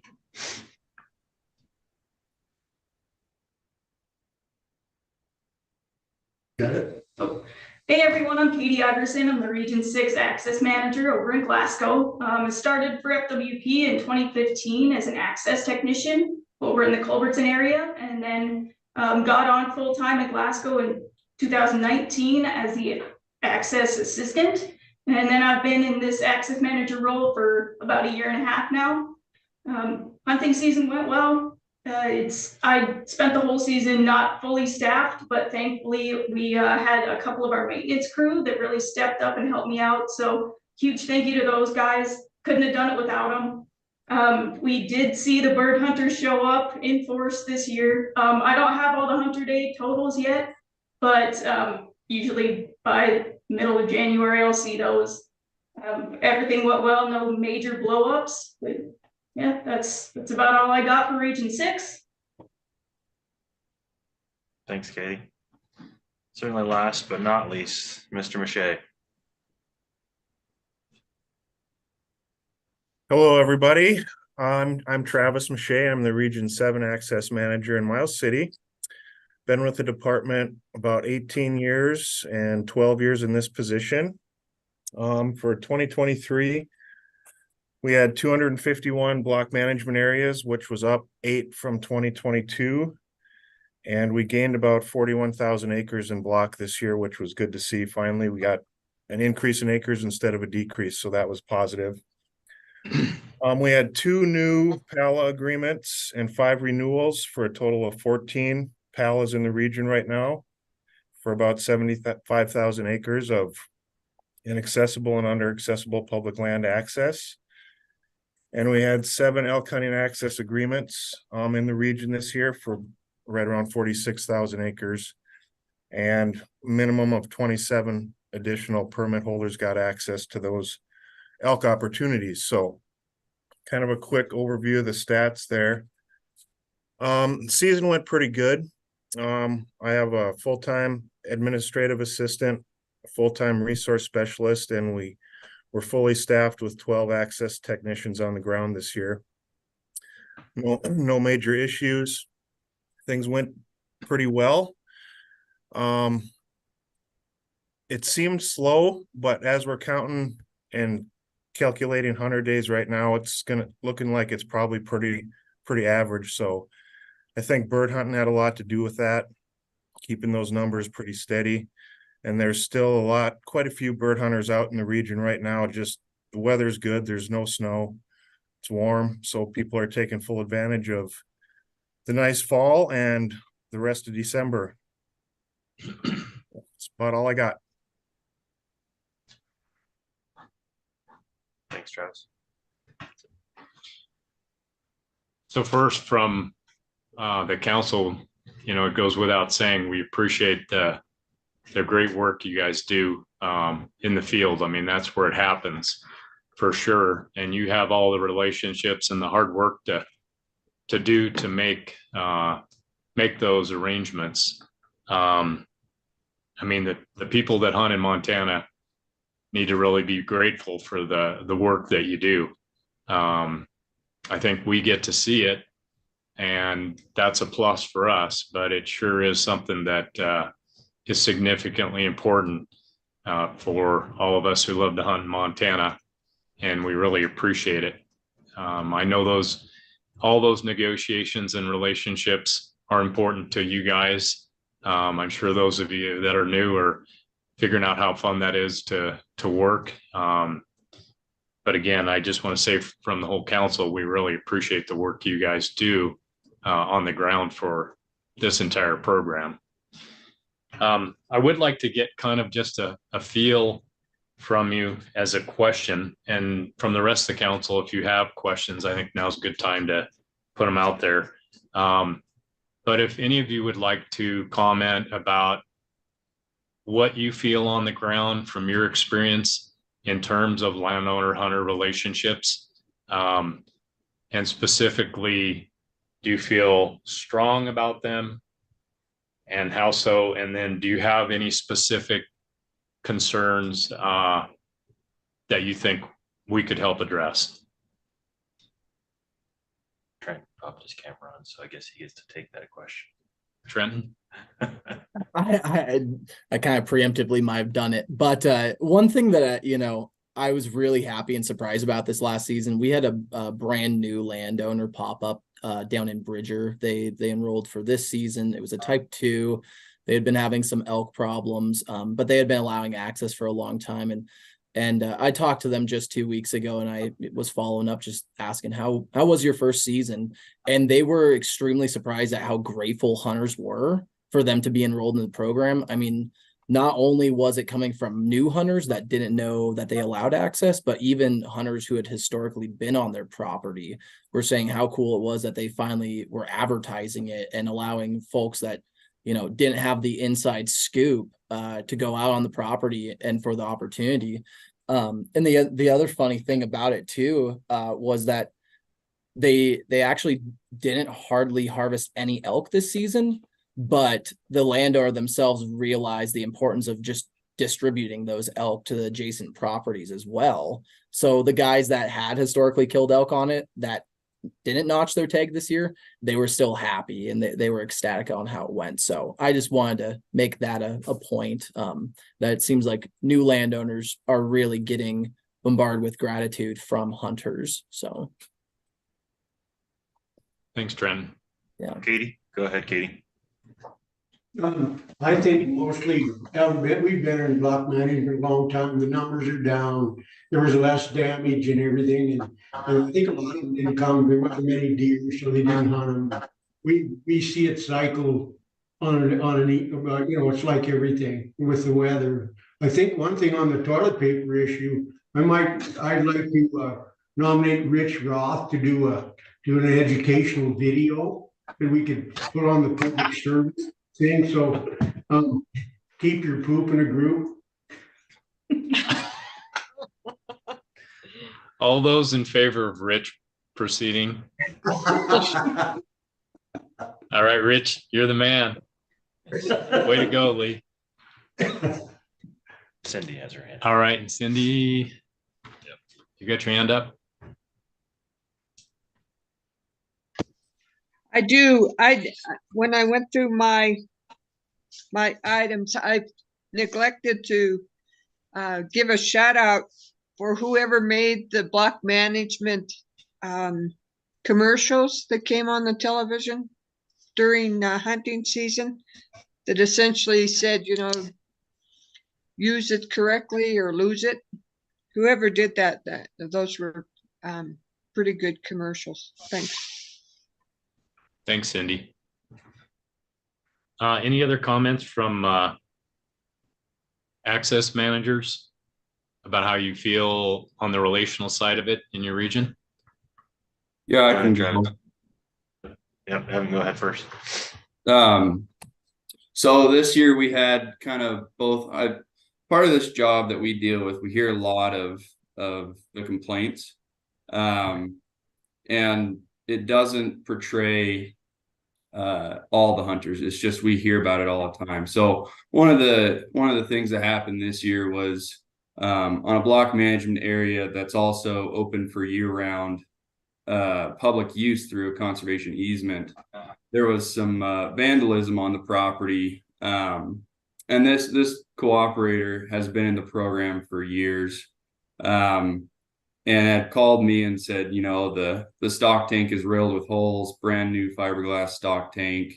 We had to go replace it, and it's a cost on us, on our operation, and it's discouraging to allow hunting on our property.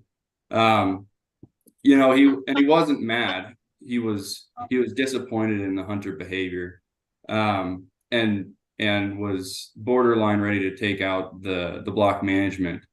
And you know, so we changed it up. It was a type 1.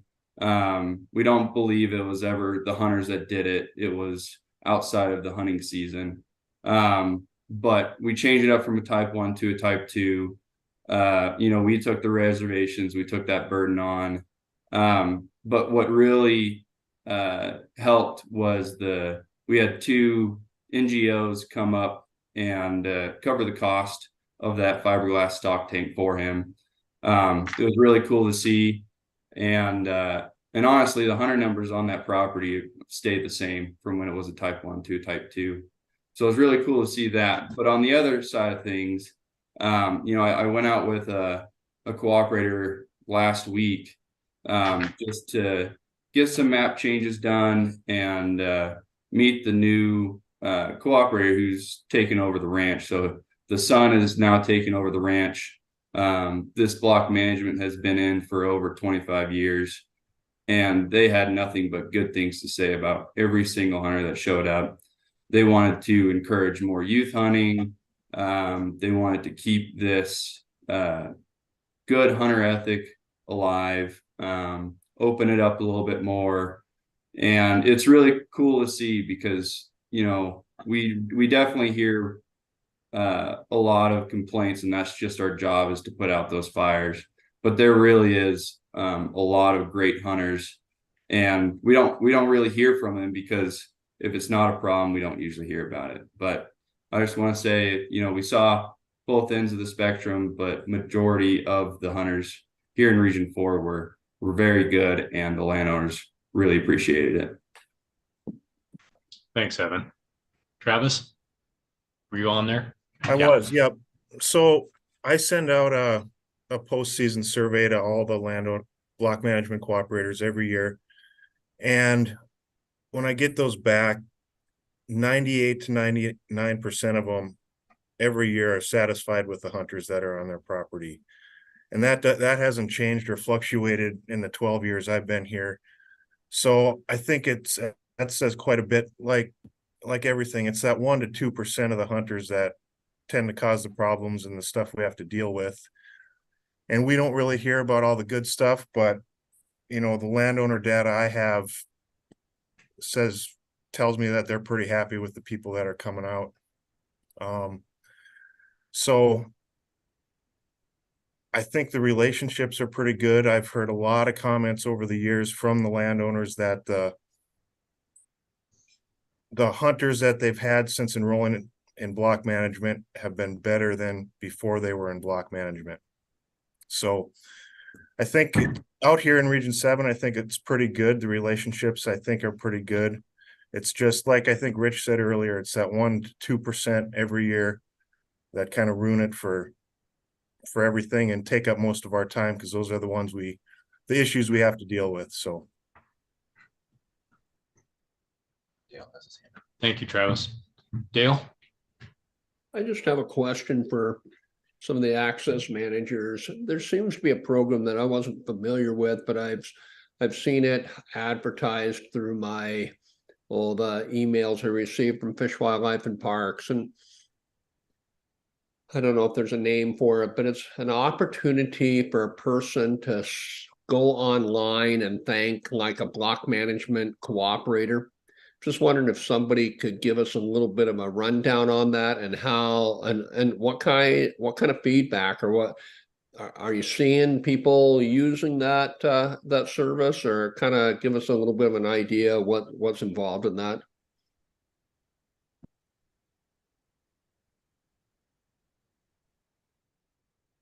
I can speak just very briefly about that. It is a new program that started this year where folks could go online and fill out an online form to thank a landowner and leave a message for that landowner, just thanking them and talking a little bit about what their experience was like, sharing a story of how successful they were, or just how much they enjoyed getting out onto that property. And then there was also an opportunity for them to be able to submit a photo.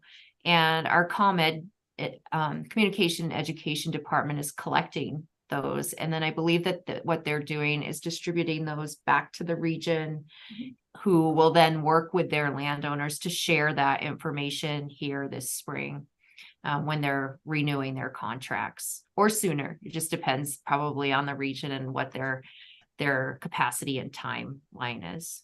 So, and we've gotten hundreds and hundreds of responses so far. Yeah. Thank you. Thanks, Dale. Anybody else have questions from the council?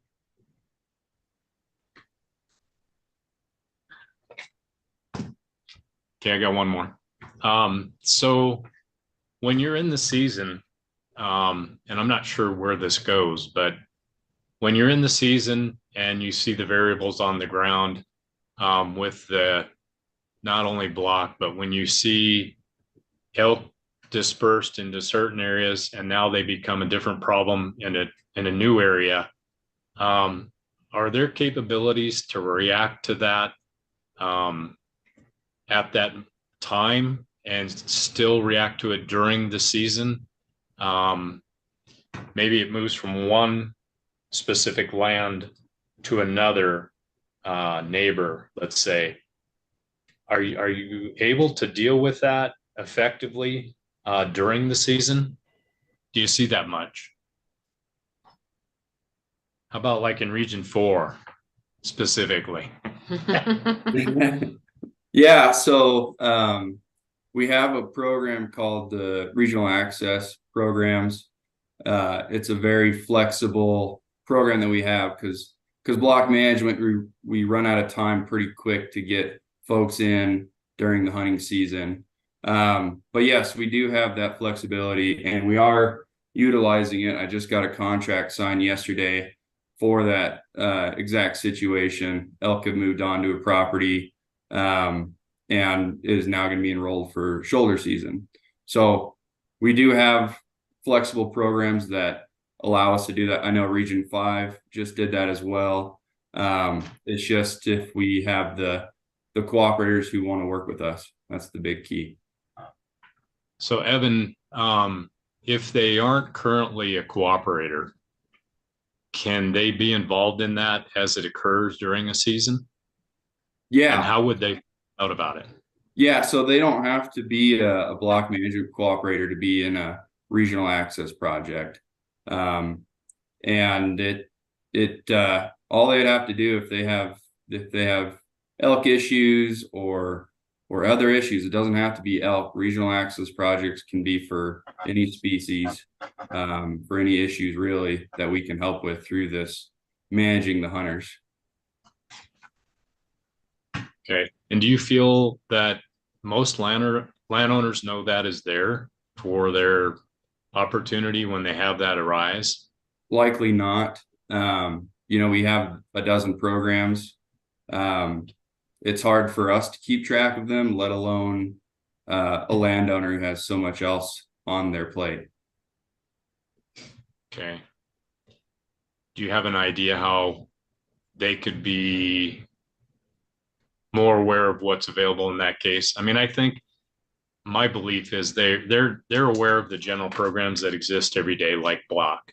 Most landowners are aware that it's there. I don't think most landowners are aware about PALA unless you folks probably approach them or at that time. But in this case, to me, it's always a regional problem with over objective areas, and it moves around a lot with pressure in the general season or whatever. Do you see a way to communicate that more effectively?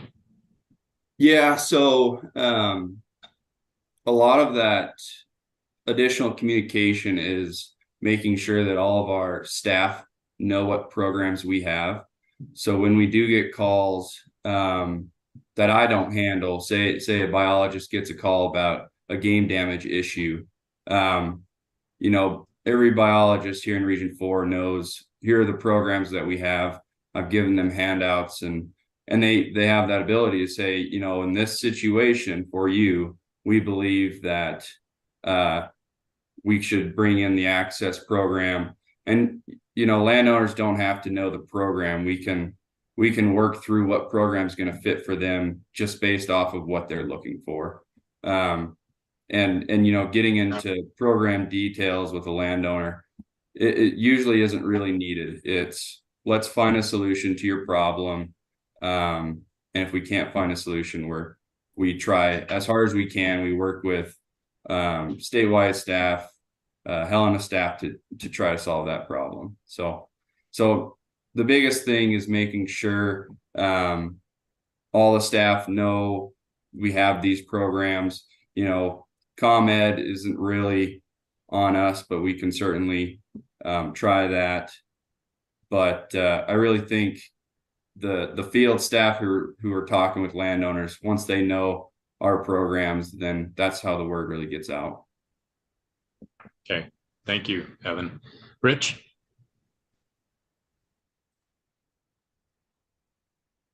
Yeah, it's probably, maybe it's stating the obvious. And I think, I mean, it's obviously a two-way communication, you know, effort on both parts, but I know it's been said before. And again, I'm not trying to make excuses, but everything that we have going on as landowners and you're trying to go through all that stuff, you know, and I don't know if, I mean, I know everyone's busy, but I mean, if those offices, and maybe it's been done, and I don't see a lot of correspondence from the region, people reaching out to me necessarily saying, hey, did you know we did this? And, you know, we all have email and stuff now, and just an idea in that spirit of, you know, maybe the government reaching out to us in some respects saying, hey, did you know these are the programs this year? Or maybe looking back at what landowners had called with either complaints or ideas or areas that we know are typically a hard area for whatever reason it is. And then the staff doesn't have to know exactly their program, but, you know, again, and I don't know if this is everyone, but I mean, if I got an email from Region 6 saying, hey, Rich, just FYI, these are the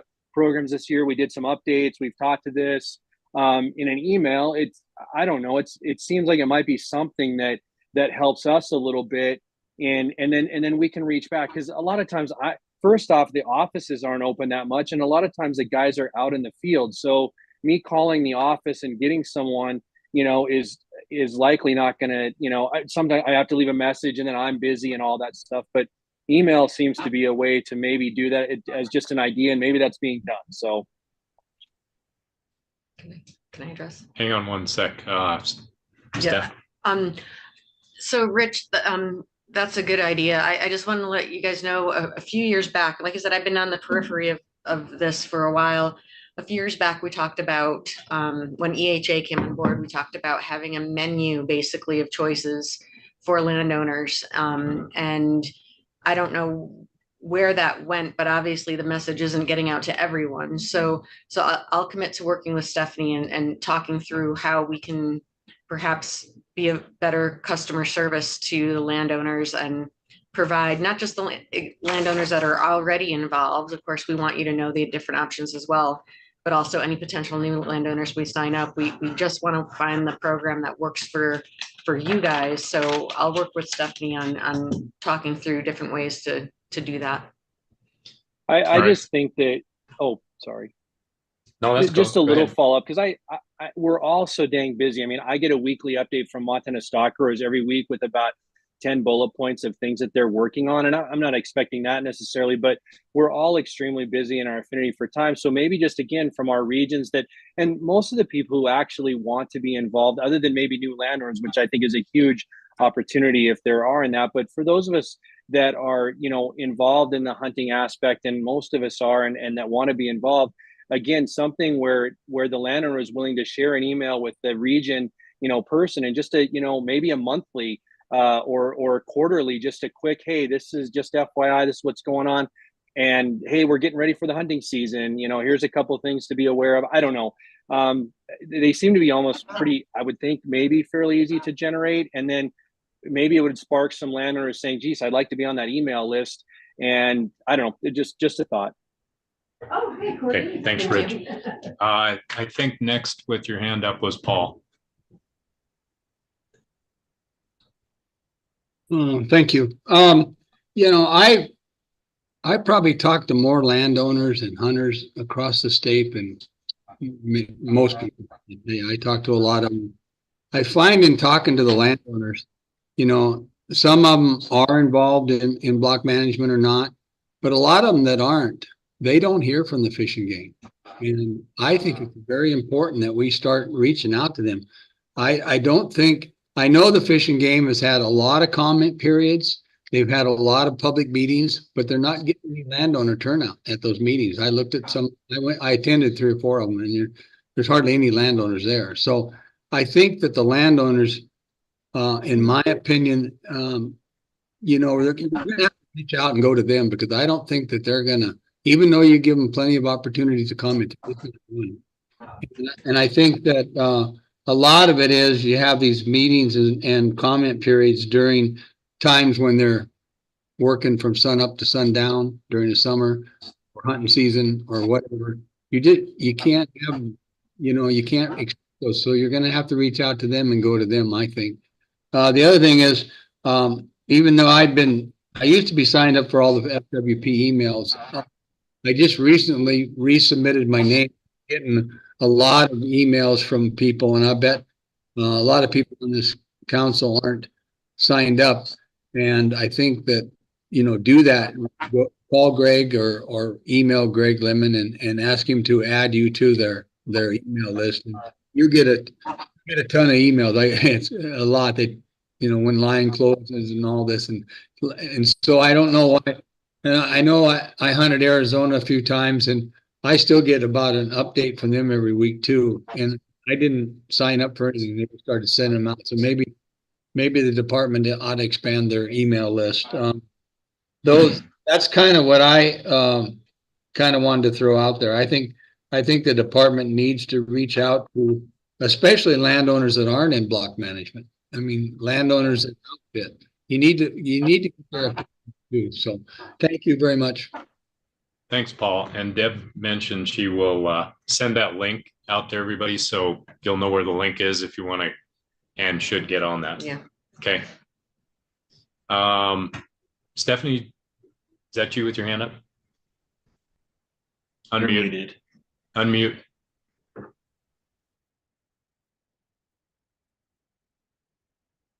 Thank you. Sorry about that.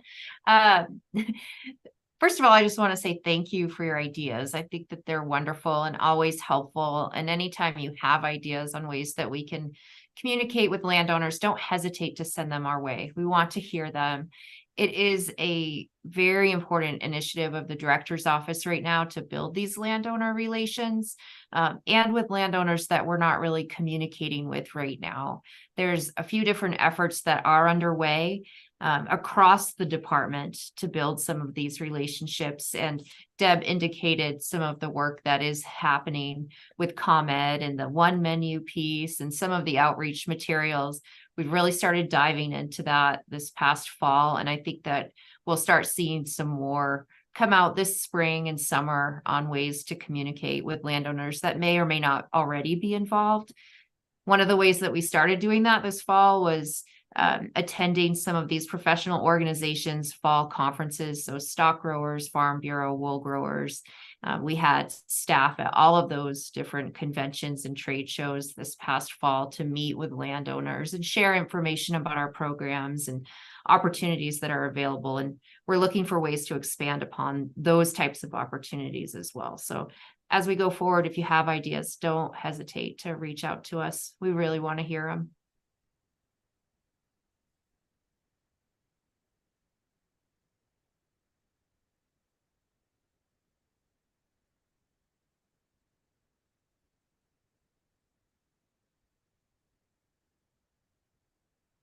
That's all that I have.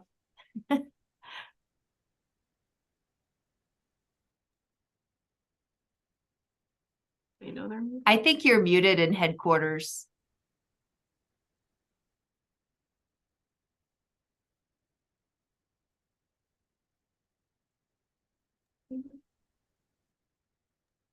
Still muted.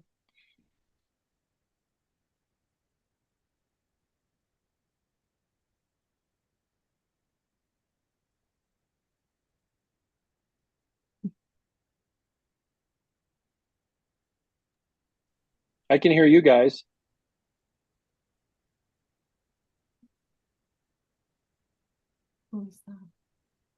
I can hear Stephanie, but that's all. Okay, yeah, we can't hear Helena. A moment ago, somebody had muted me, so I had to unmute in the lower left-hand corner. I don't know if that's helpful.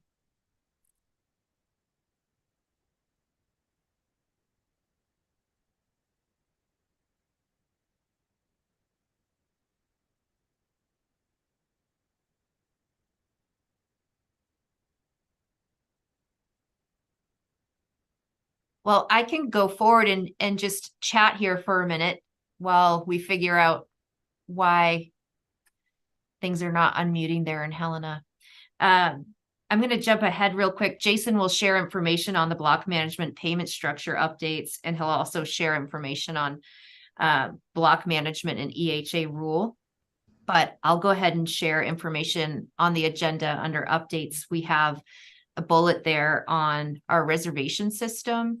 And I'm really excited to share that I know that the reservation system and wanting one and needing one has been a top priority of this group for a long time. And also our staff and our landowners and hunters have been requesting this as well. And it is something that the agency is moving forward with.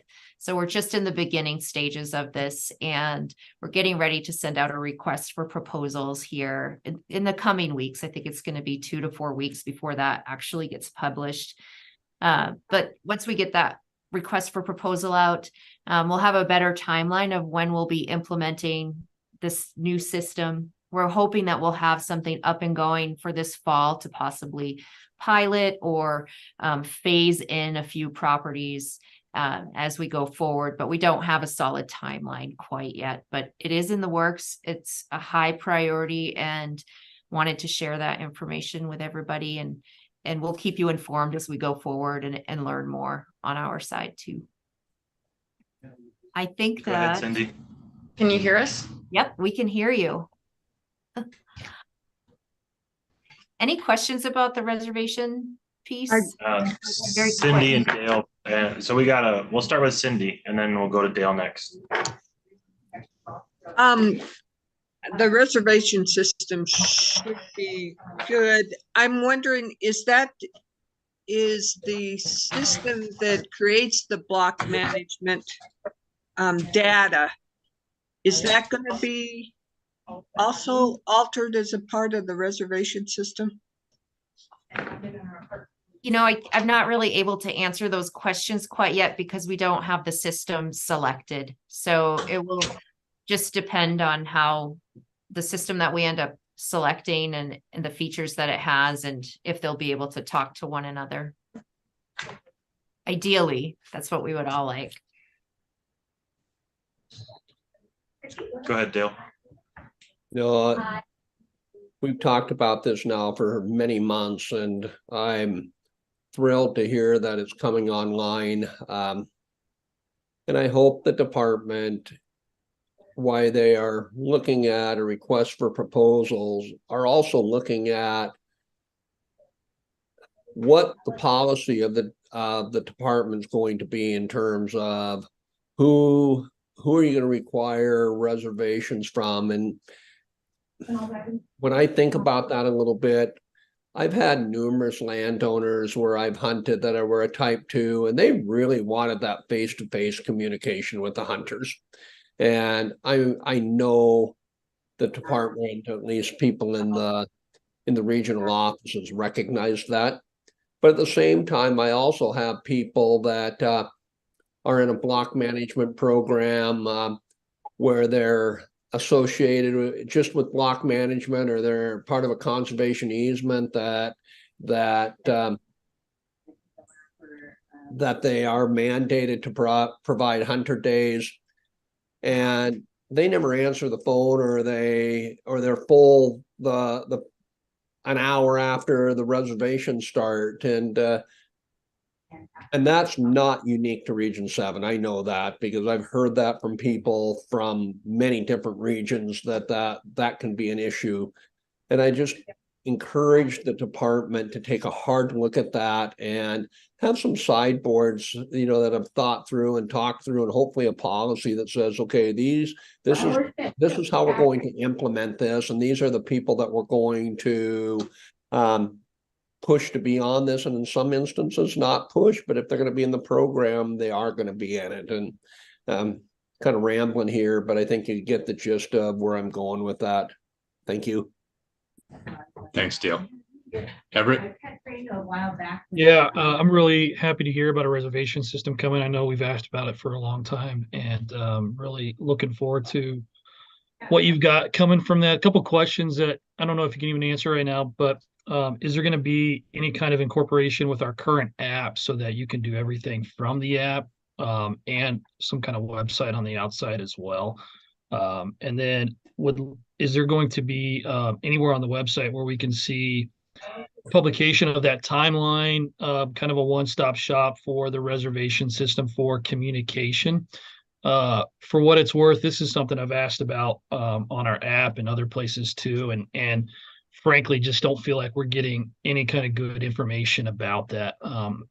I know at our previous CAC meeting that we did get some info. I'm happy to have that, but I think erring on the side of over communication within the department has got to be the SOP, and I just don't feel like, especially when it comes to the tech side of things, we get that. So really happy to hear about it, Stephanie. Would love to hear more in the future. And I don't care if it's, you pick the color scheme for the website. I just really looking forward to seeing what we've got coming down, and really hope that we have something to go by next fall for it. Thanks, Everett. I can try to answer some of those questions. As far as an XMT integration, that is a high desire. So I don't really have the definite yes, but it's a desire for sure. I can answer that. And then I do recall you mentioning the communication timeline regarding I think XMT, and I think it's a great idea, and we'll work together to see how we can do that with a reservation program to have more information available. I can't promise, but we'll try to keep you very well updated as we go forward. Maybe I have some additional information, Stephanie. I thought I mentioned this at the CAC meeting, Everett. I'm sorry if I didn't, but the block management reservation system will absolutely be integrated into XMT, and we're shooting for next fall. We're crossing our fingers to have it ready by the end of next August so we can start. Of course, we're not requiring landowners to do this. It's an option for them. But we're hoping that we'll get enough people to sign on to this. But yeah, we're definitely doing it.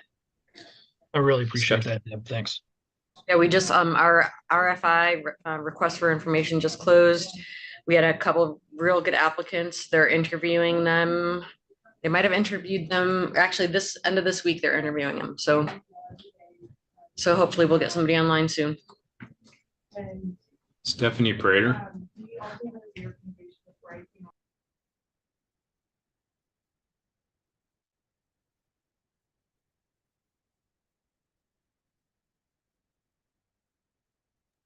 Stephanie, you're muted still. Can you hear me now? Yes. Okay. One thing I was wondering is, by any chance, have you guys discussed, is there a way to integrate this where the person who made the reservation gets an email after the fact to fill out the survey? You know how usually when you fill out the card, you have to fill out the little harvest survey with your satisfaction. It would be really nice if you guys could integrate that so more folks participated. I know I sometimes will sign into those and I'll completely forget. I'll leave them on the dash of my pickup and not turn them into the box. I try to do it every time, but sometimes you forget. Just that data I feel like is good to collect.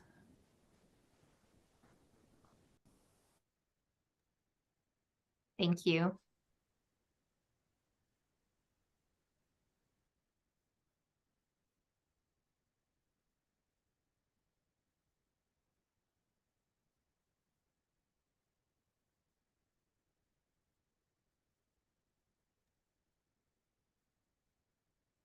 Any more questions or comments about the reservation piece?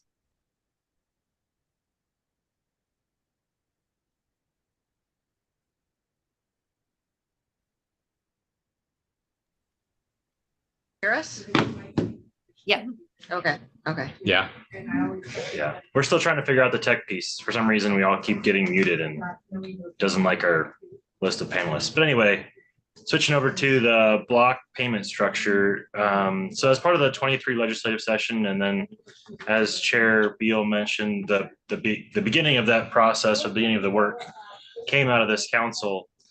Senate Bill 58 did increase the landowner cap for block management participants from 25,000 to 50,000. So any one landowner would be eligible for up to 50,000. As part of that effort, it allowed us then to re-examine how we currently pay our block management cooperators. Is the Hunter Day method the right tool? Is the metrics we're using currently the right way to do it?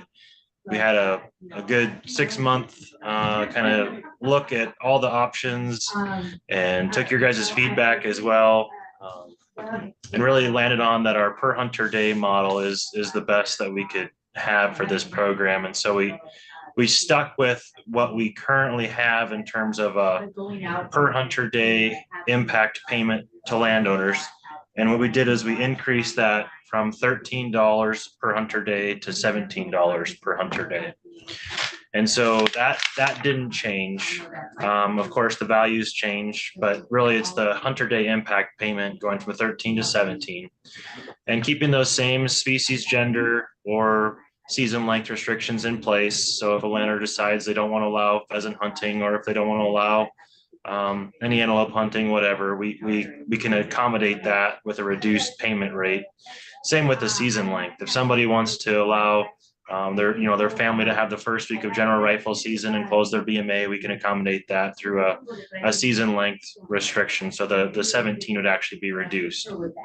One of the things that's different with the new payment structure is that we went to a enrollment payment per contract. So if a landowner has multiple contracts across the state, now we're not trying to do the administrative work of guessing which enrollment payment and which contract to apply their enrollment payment to. It actually went from $250 per landowner to a total of $1,000 per contract. So multiple contracts across the state, they'd receive multiple enrollment payments for each of those contracts.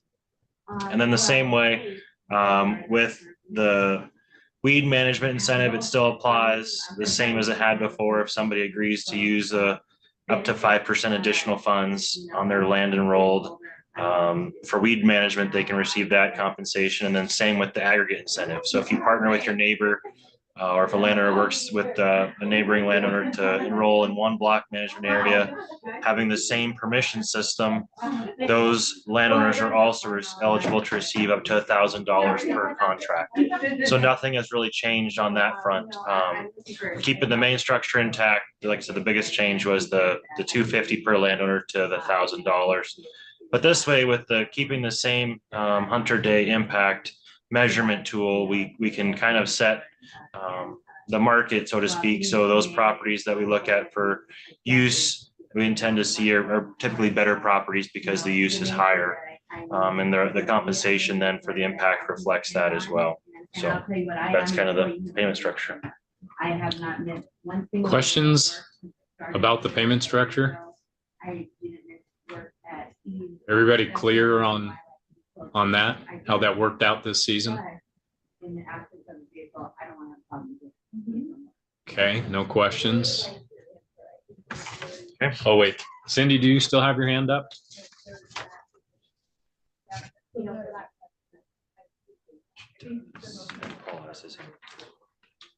Cindy, I see your hand up. Do you mean it for this question on the block management payment structure? There we go. Can you hear me now? Now we can. Can you hear us?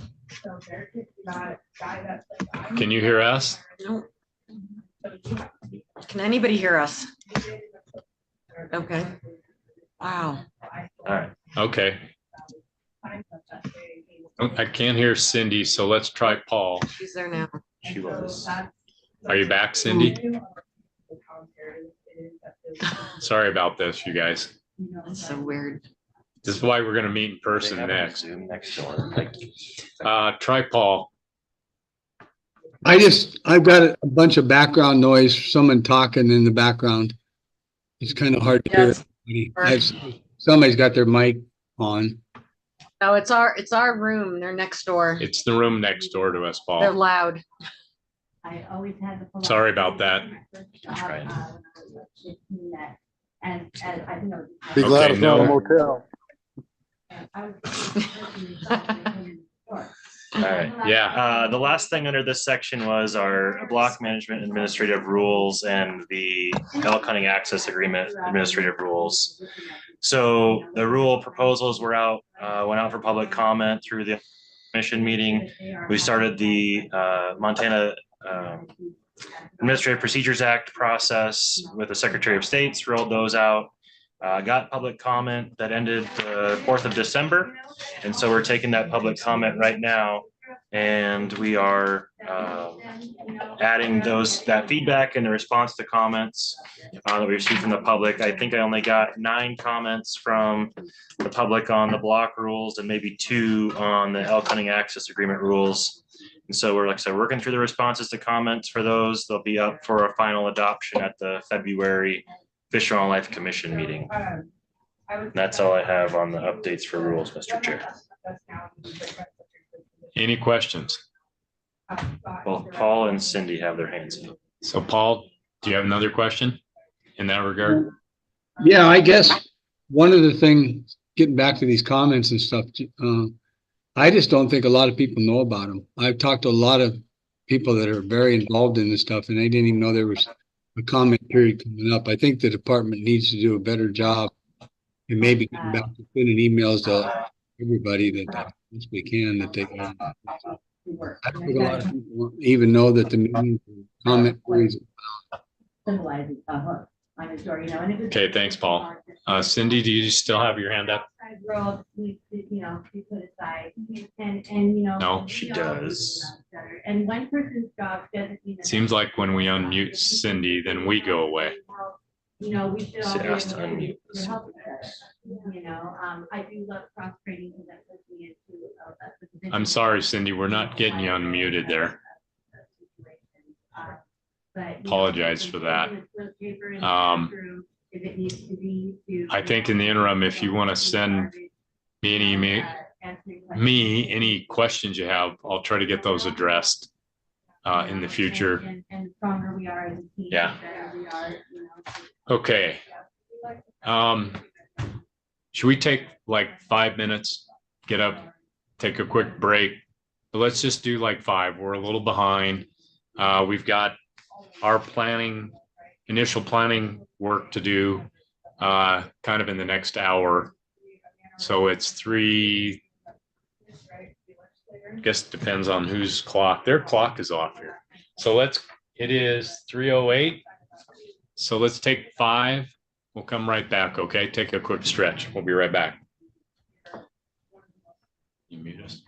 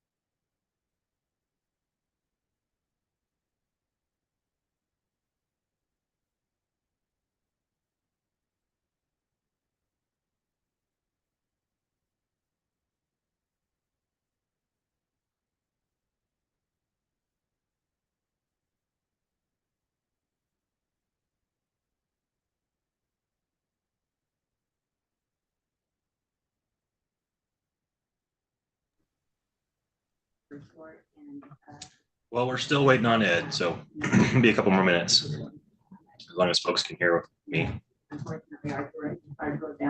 Thanks, Jason. We can hear you. Yep. Okay, thank you. I'm afraid to mute myself, but I think that'd be best. I understand.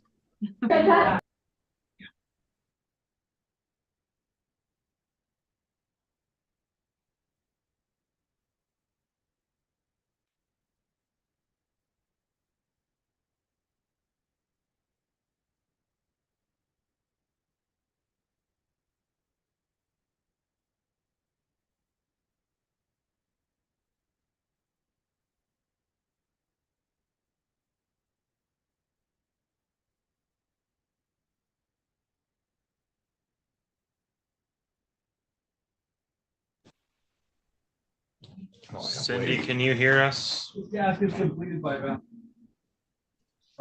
Yes, sorry, I've been kicked off. I can't tell you how many times. Apologize, but go ahead. I didn't get to hear all your spiel on block management, but I do have a couple questions. What drove the increase in the contract enrollment fee?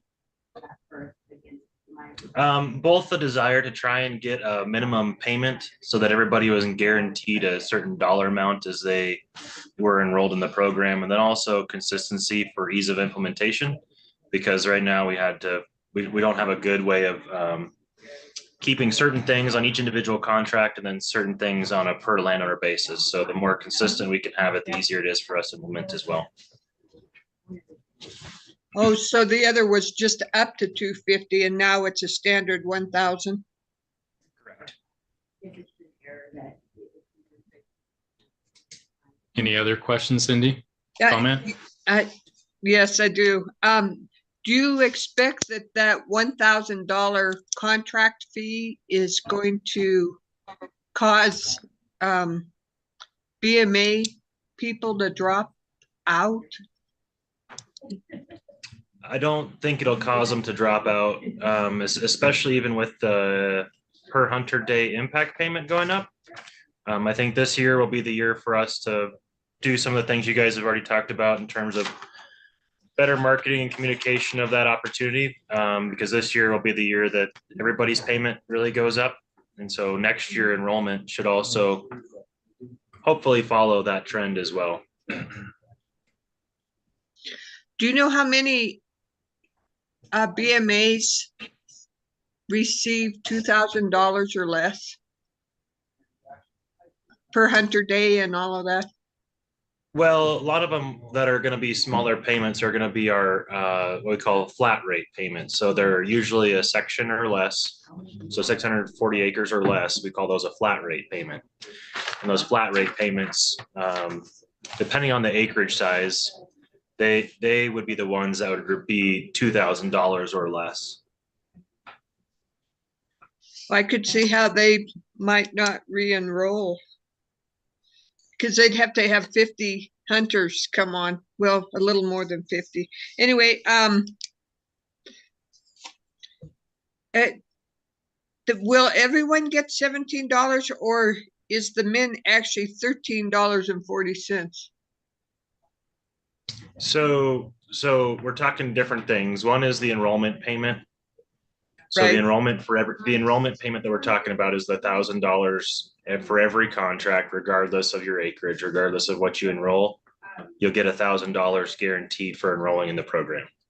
That's one thing. The other one is the impact payment, which is the $17 or up to $17 per hunter day. So right now the basic impact is $10.20. And then if you allow hunting from September 1st to January 1st, you get an additional $3.40. And then if you allow all hunting for deer, elk, antelope, upland birds, and waterfowl, you get another $3.40. So that's where the $17 hunter day comes from. It's the breakdown of 10, 20, 340, and 340. Yeah, I understand that. Do you have to allow all species to be hunted to get the $3.40, the last You have to allow for deer, elk, antelope, upland birds, and waterfowl. If you wanna restrict one of those, you would not see that $3.40. So the min could actually be $13.40. The minimum? Yeah, The for minimum could be BMA, 10. you'd get the base impact and you'd get the full season. If you didn't allow all species to be hunted, you'd have to subtract $3.40 from $17, right? Correct. Okay. All right. Thank you. Okay. Prater had a Stephanie? hand up. Okay, sorry. This is a random question. Stemming from what Cynthia was saying. Sorry. So the landowner does not get charged a fee, correct, to enroll? Correct. That is Okay, correct. okay, that's where I was confused. It sounded almost like they were getting charged $1,000, but no, they get given $1,000 for enrolling. Correct. Okay, that's awesome. Thank you. Yep. Okay. Right. And one thing with this, I think we can put this on our future agenda to look at this payment structure if we want to talk about that in the future, as to this is the first year for its implementation in this configuration, both on the signing amount and then the 100-day amount. So that was just an update to how Senate Bill 58 changed it and how it was applied by the department. Okay, so if we do want to discuss that further in the future, we might want to see what the results are, which will be coming shortly. And then we can see if there's any item there for discussion for any suggestion at that point. Okay. All right. So we are going to have to be pretty quick here. Our next item on the agenda was our planning for 2024. And I'd asked for some input on that. I will ask that anything that you have written that you would send to me, we'll go ahead and talk about it as much as we can here.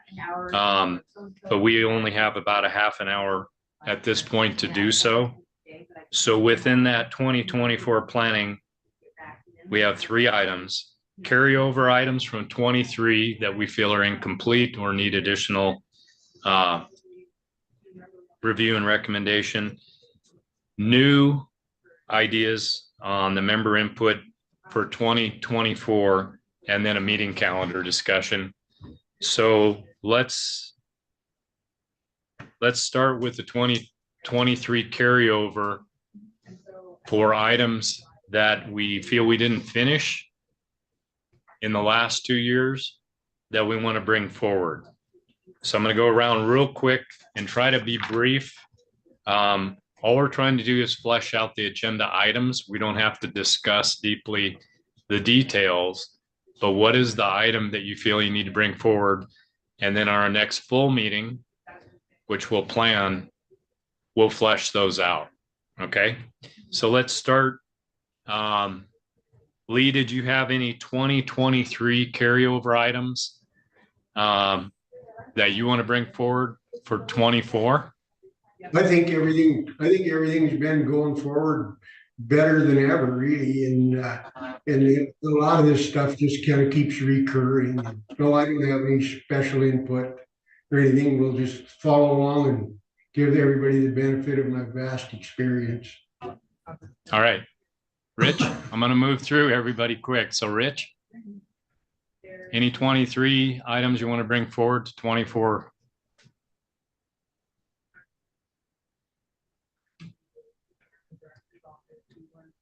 Is Rich not there? Okay, let's jump to Donna McDonald.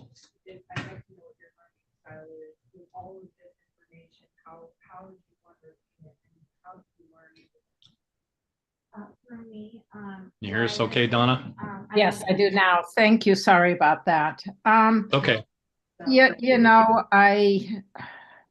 You know, we covered a lot of different concerns, and I almost need a recap in my brain of everything we covered before I give too much of an opinion. But the one thing that I just have a lot of heart in is the landowner-hunter relationships.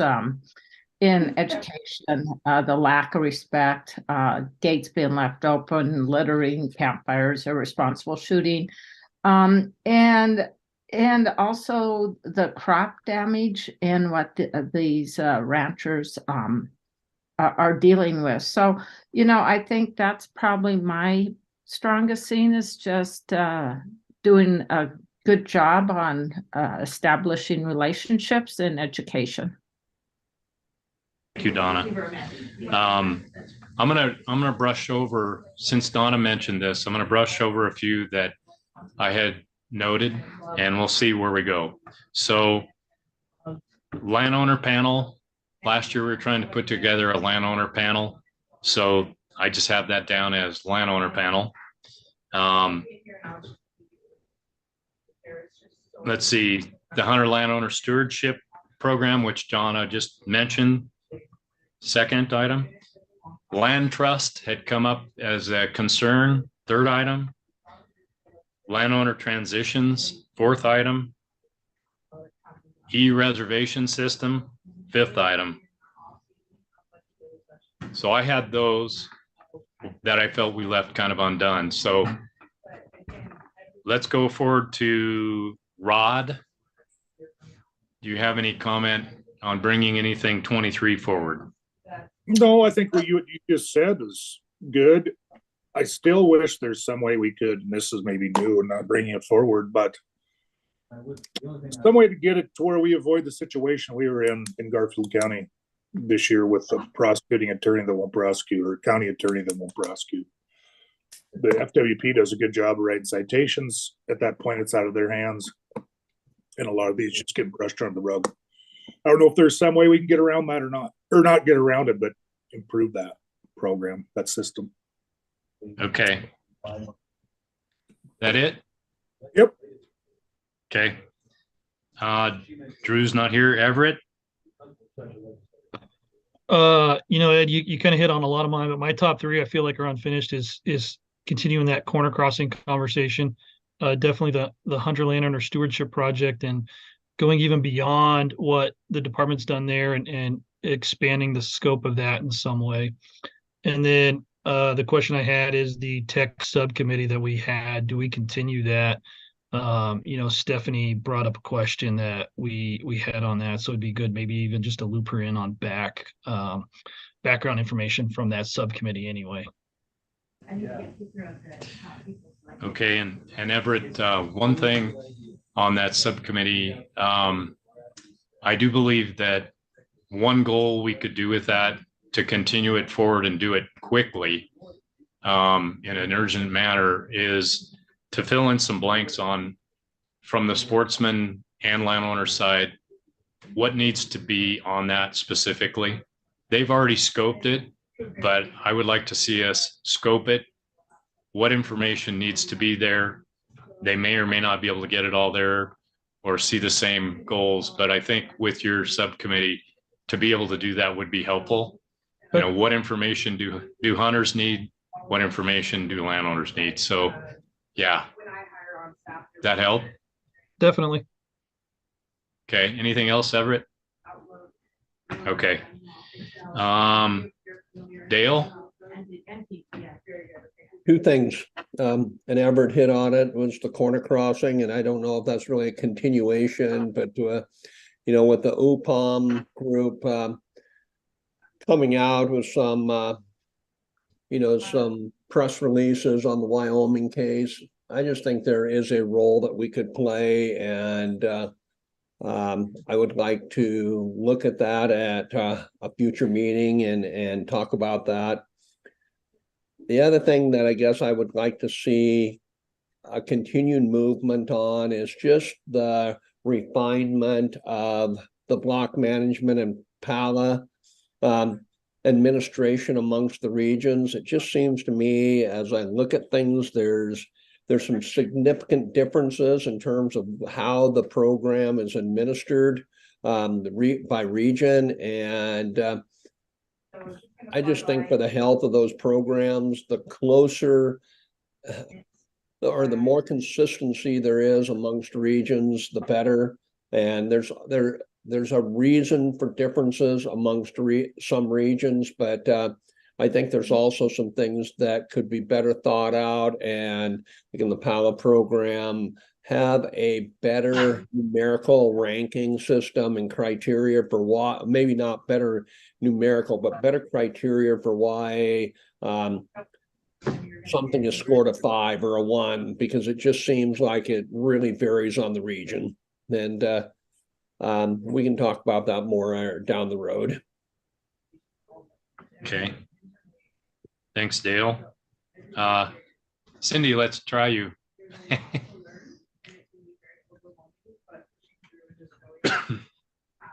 Excuse me.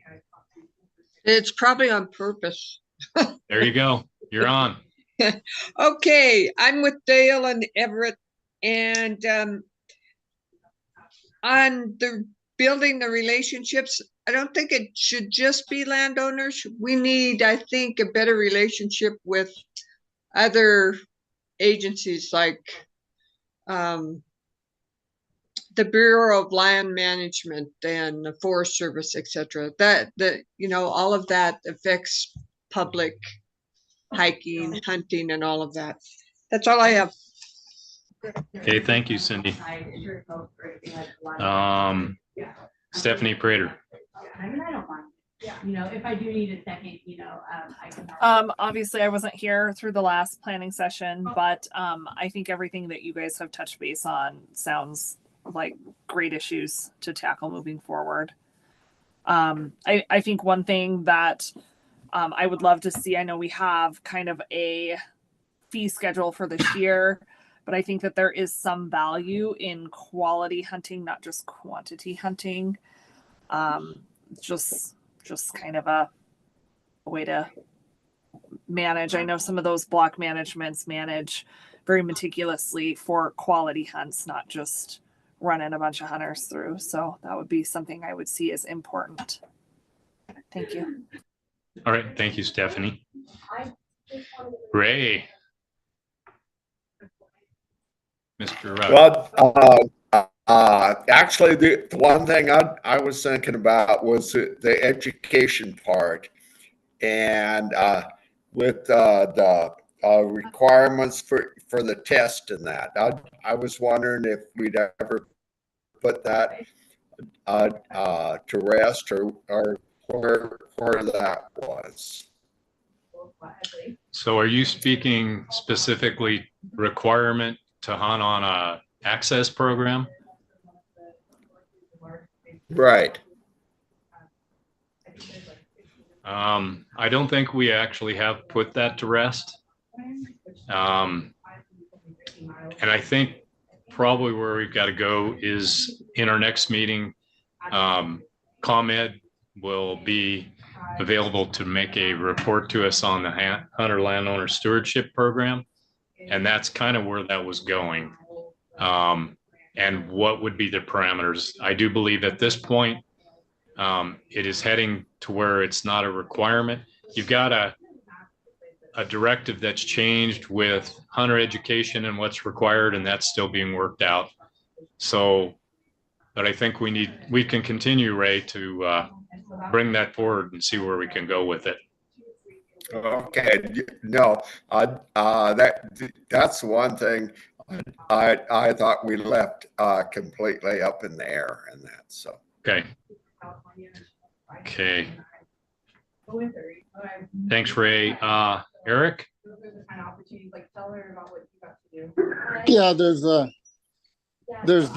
think the things that you brought up are things that we need to work on, and then going forward, I think we need to take and look at the mule deer issue that we're having in the state, and maybe come up with some ideas on some ways to better manage for some quality and age structure. Okay. So how do you see that specifically within this council for a direction. Well, I think all we need to do is have a plan that we make a recommendation with. And specifically, what would that be, Eric? Well, I don't know. That's what we need to sit down and hash out at the next meeting. Okay. And maybe wait and see what the Mule Deer Working Group comes up with and see if we endorse that recommendation. That may be the best tack to take. Okay. Anything else? That'll do it. Okay. Paul? There, can you hear me? Yes, sir. Okay, just a couple quick things. And I understand that there were some problems with some of these landowners, or at least one landowner with the 454 program, possibly not being able to pick the rifle, the bull elk hunters. And I would like to see better and more accurate reporting of the success and who, what they harvested on those 454 programs, because it's pretty vague. I've looked these reports over quite thoroughly, and it's hard to say what really happened there. I think another thing is, we need to, like the governor put out all the good stuff that we worked on, and I think we need to do a better job on PR on that too.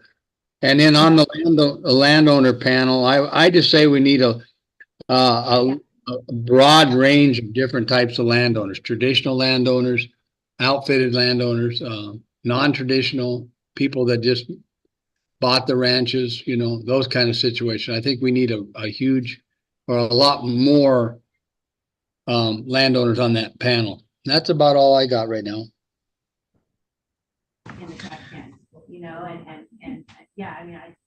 Okay, so I'll try to sum that a bit. And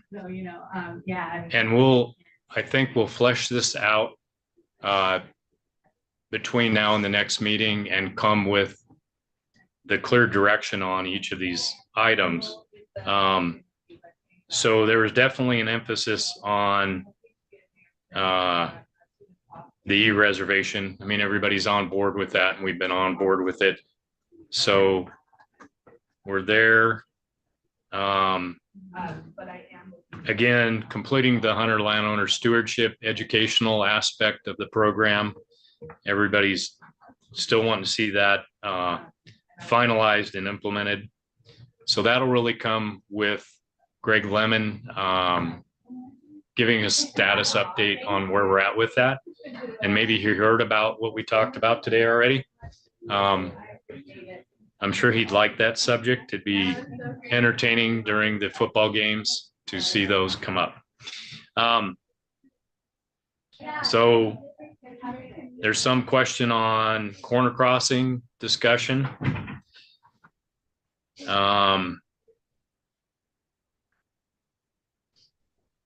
And I do think block payment structure, and landowner panel.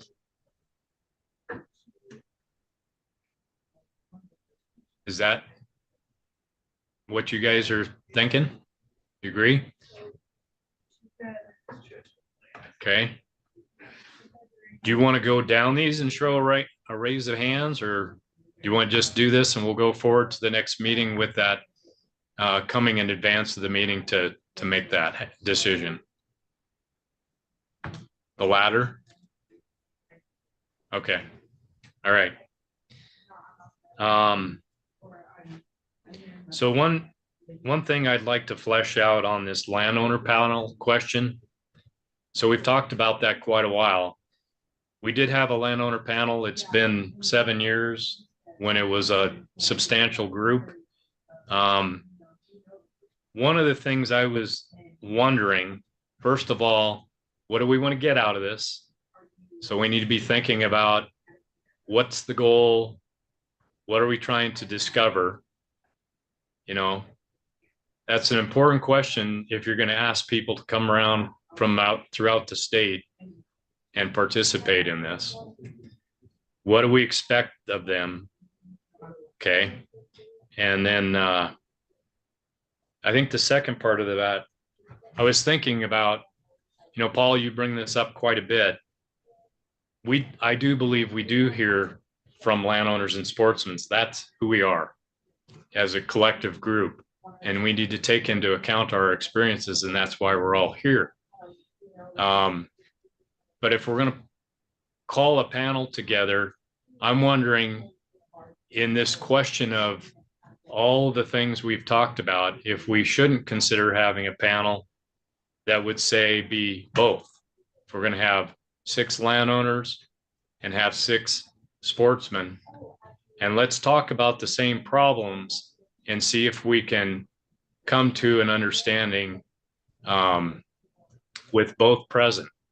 One group, presenting their comments, and the second group presenting theirs, and then a kind of a recount at that point. I don't know what you all think about that, but that's a whole lot.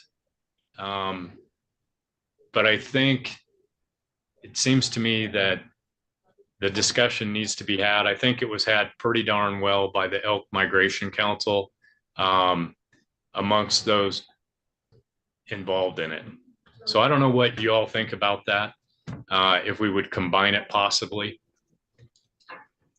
Paul, you have your hand up.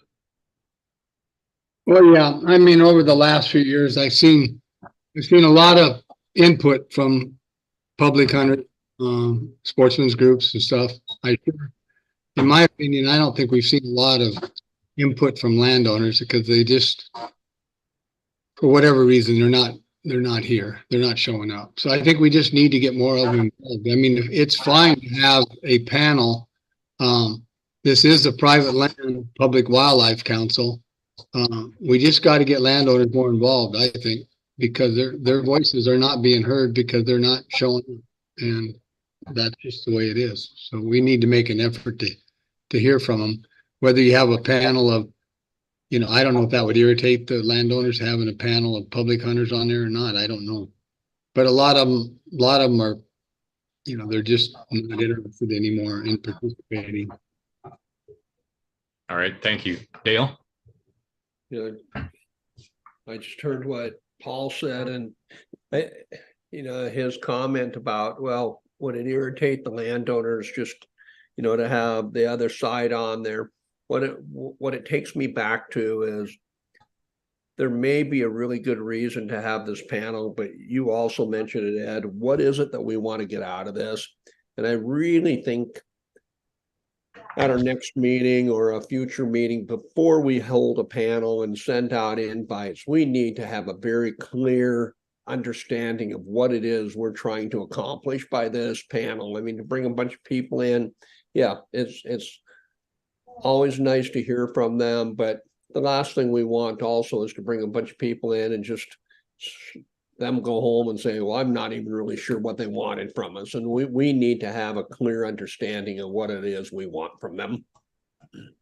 Okay. Thanks, Dale.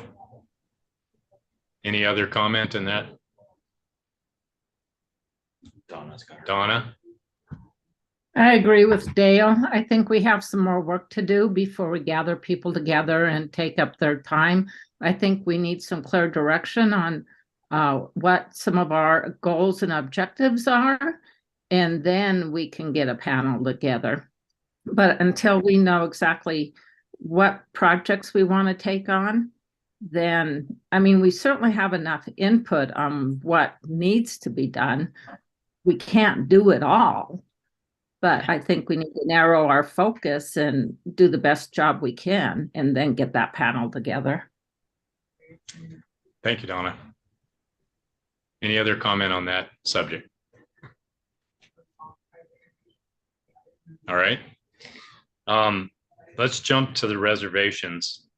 So we're all good with and in concurrence with that. And we know it's moving forward. So that's been coming for quite a while. So Everett, if you would confirm with the group that you met with, let's see, you had who on that? Drew, Rich, and Dale. Okay. Drew, Rich, and Dale.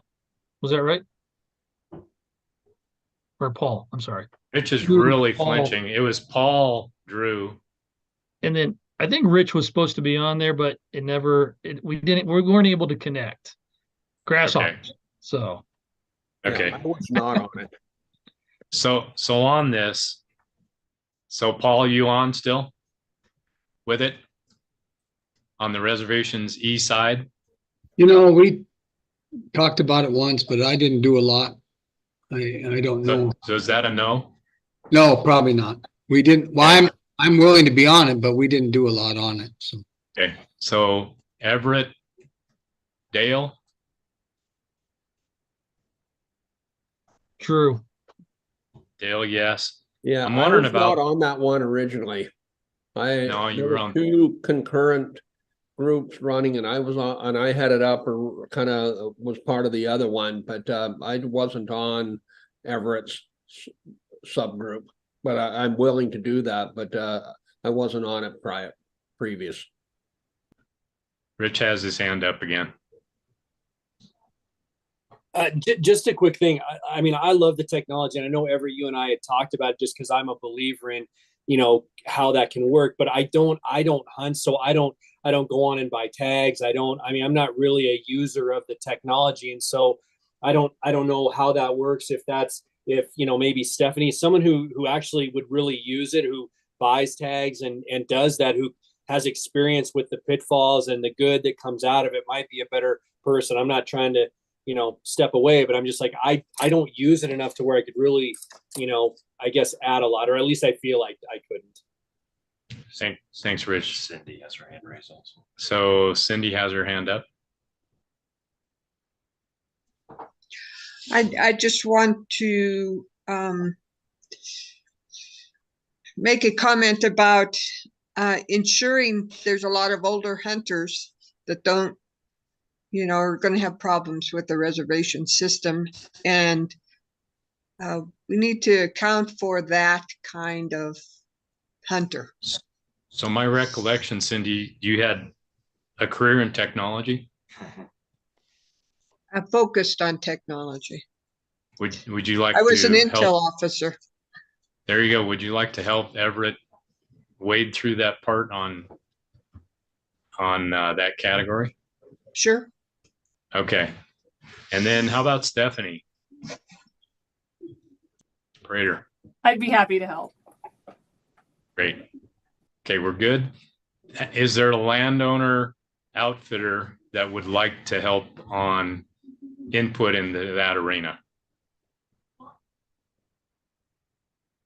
I think Rich is probably the most tech savvy, even though he's not a hunter.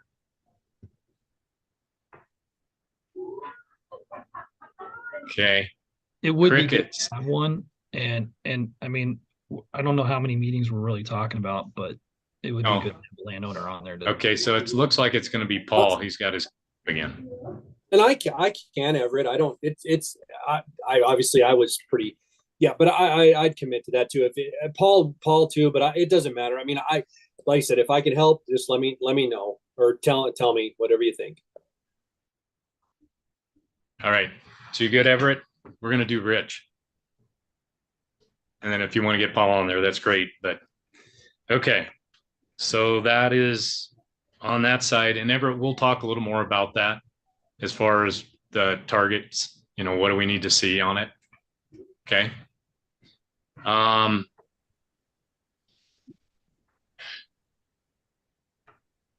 What other in between work? So 2024, do you guys want to take a look at the block payment structure after we get the data on this year?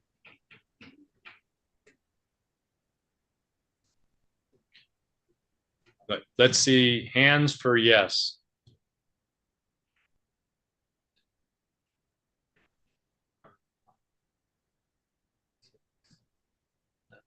Okay, me. Okay. We will bring that just to take a look at it so you totally understand it.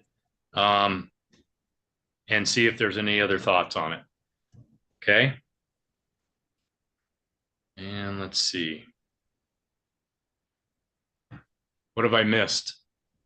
I've got the full notes, I believe, and I'm sure Jason has some. What's that? It's also recorded. Yeah, Dale? You know, the other subcommittee that we had Paul,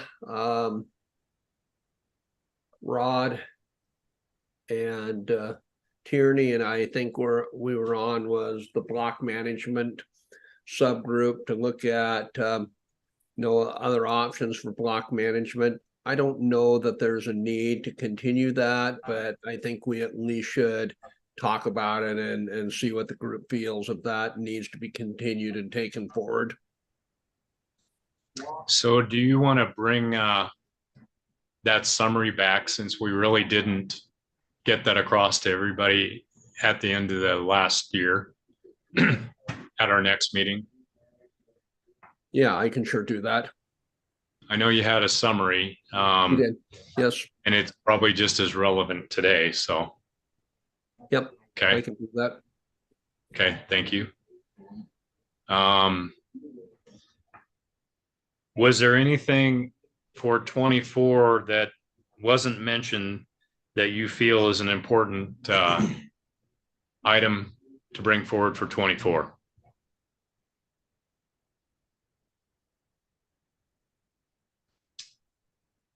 I don't see anybody. Sorry, guys. Go ahead,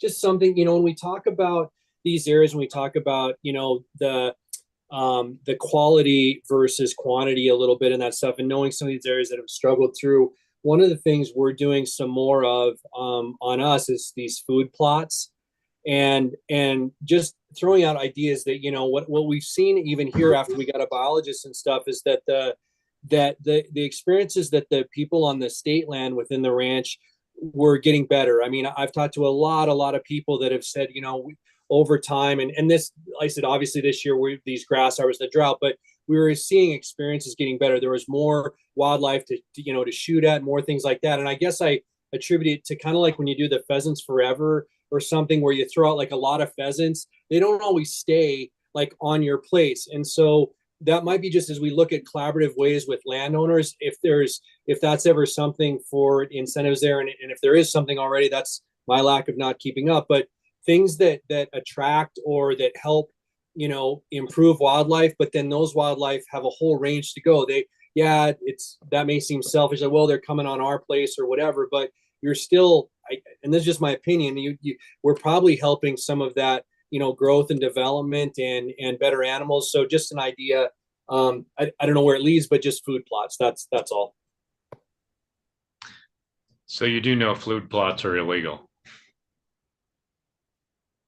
They are?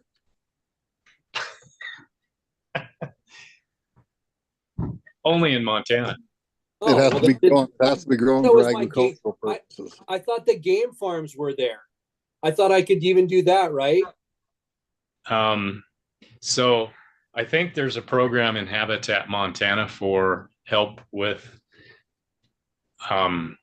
those issues on certain properties.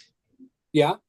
I can't speak to it that well, Rich, but maybe Jason, like I said, I mean, if you're doing things to try to improve that, like if you're doing alfalfa or things like that, I don't know how that is. If you're putting alfalfa into hay on your own place, I heard that the things like the feeders and things like that you couldn't do.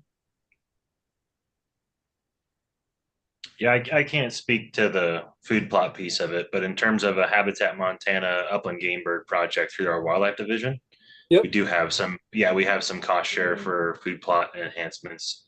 Evan, I don't know if he's still around, was a former upland game bird biologist in Region 4. Maybe you can speak to that a little bit. But.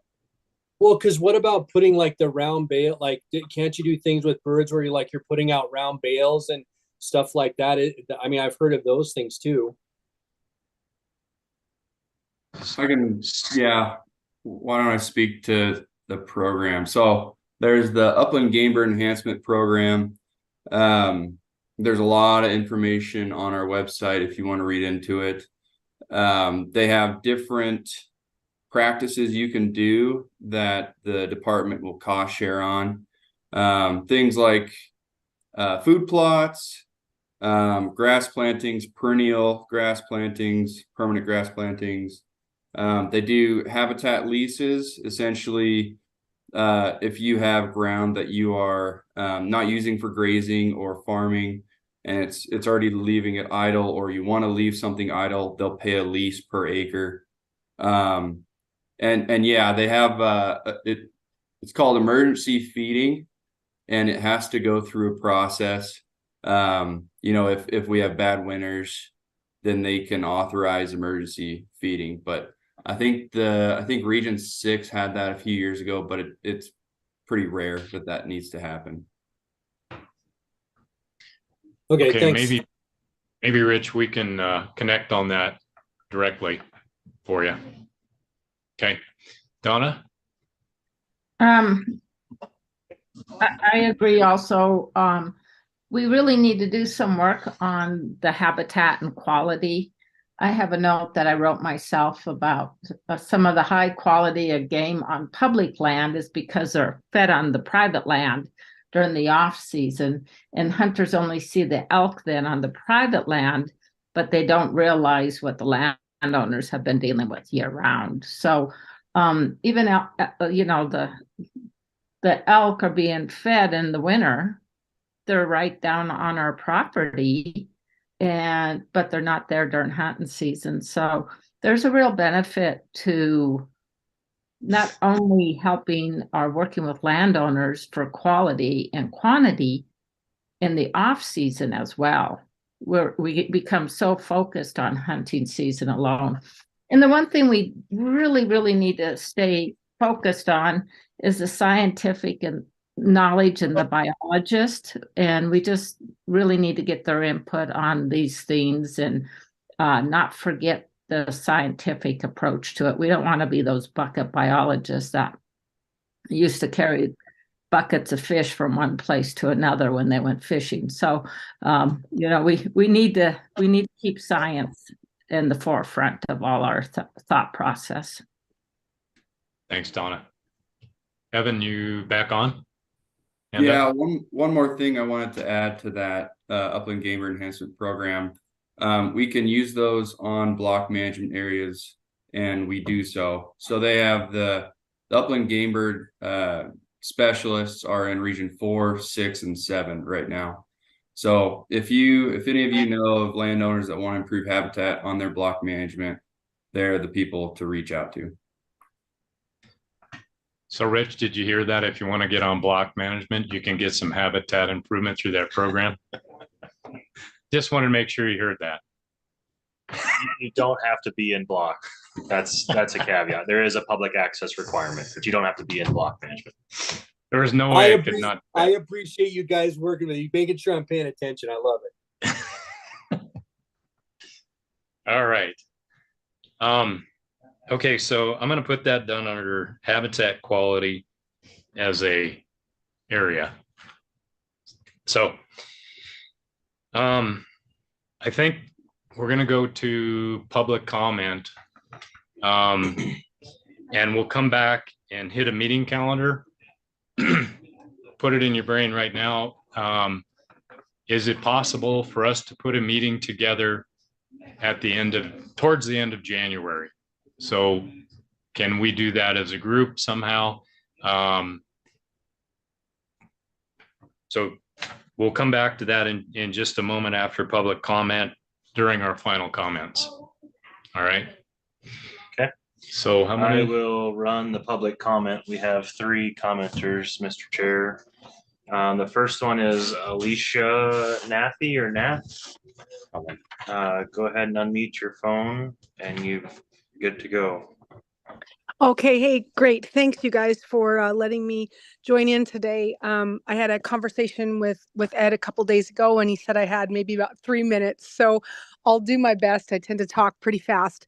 I'm from Northeast Montana in Region 6 in Daniels County. I'm calling in today regarding our issues with unprecedented growth and pressure on public lands and private lands regarding bird dog training and bird dog hunting, especially the non-resident pressure that we've been experiencing. What makes Daniels County unique is that we have the highest percentage of state land of any county in Montana, not the most acres, but the highest percentage at 26.4%, as well as having the Fort Peck Indian Reservation bordering us. As many of you know, some of the pressures that we've been experiencing actually spilled onto the Fort Peck Reservation, which undoubtedly contributed to their decision ultimately to shut down bird hunting during the 2023 season. I'm just calling to, get my name among some of you guys if you're interested in communicating about the problems and concerns that we have in Daniels County, and our routes that we've tried to take. It began specifically in 2017 with a run through EQC. At that time, due to information that maybe was not extensively gathered and some misunderstandings, our problems were disregarded. We worked again last year, 2 years ago, through our conservation district and Senator Mike Lang, trying to press for what would be called a quiet season, which would prohibit the preseason bird dog training. Unfortunately, it kind of turned itself into a designated bird dog training season with some adjustments in dates and actually a very low permit fee. And the explosion we've experienced was unlike anything that we thought was bad previously. It was inadvertent advertising by the American Kennel Club. And we're really reeling up here, trying to scrap around and organize and communicate with the commission about what we need and the kind of help that we need with the magnitude of state land that we have and the pressures that accompany on private land as well.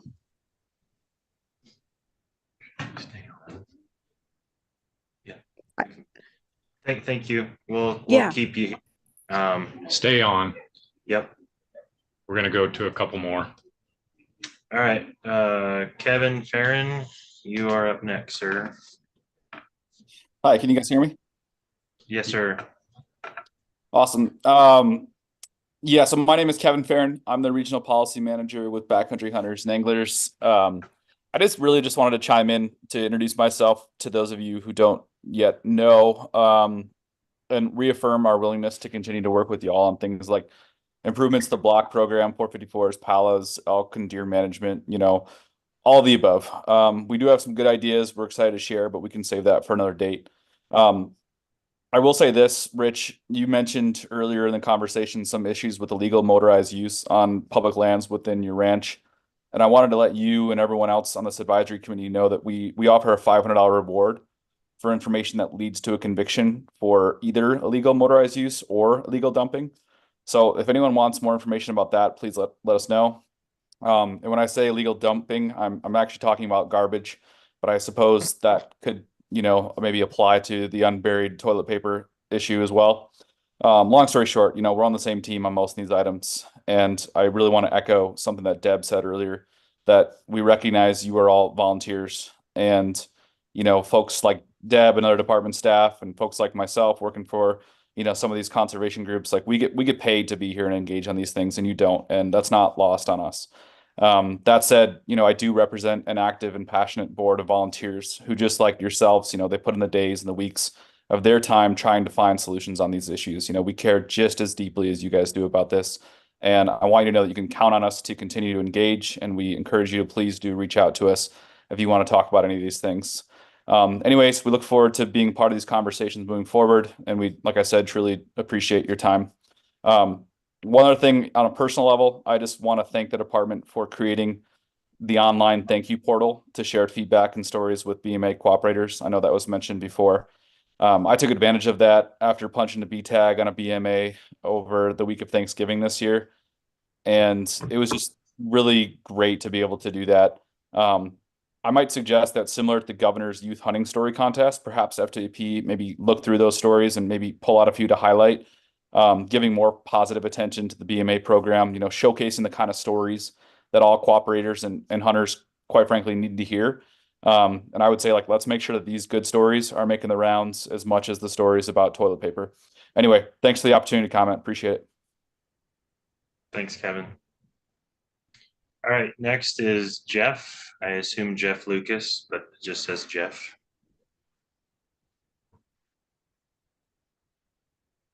Jeff, if you're still with us, you're muted. Go ahead and unmute. You're allowed to talk.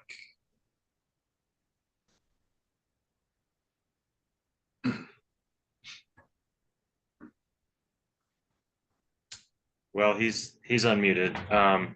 So that would be it for public commenters, Mr. Chair. So does anybody have questions for the public comments?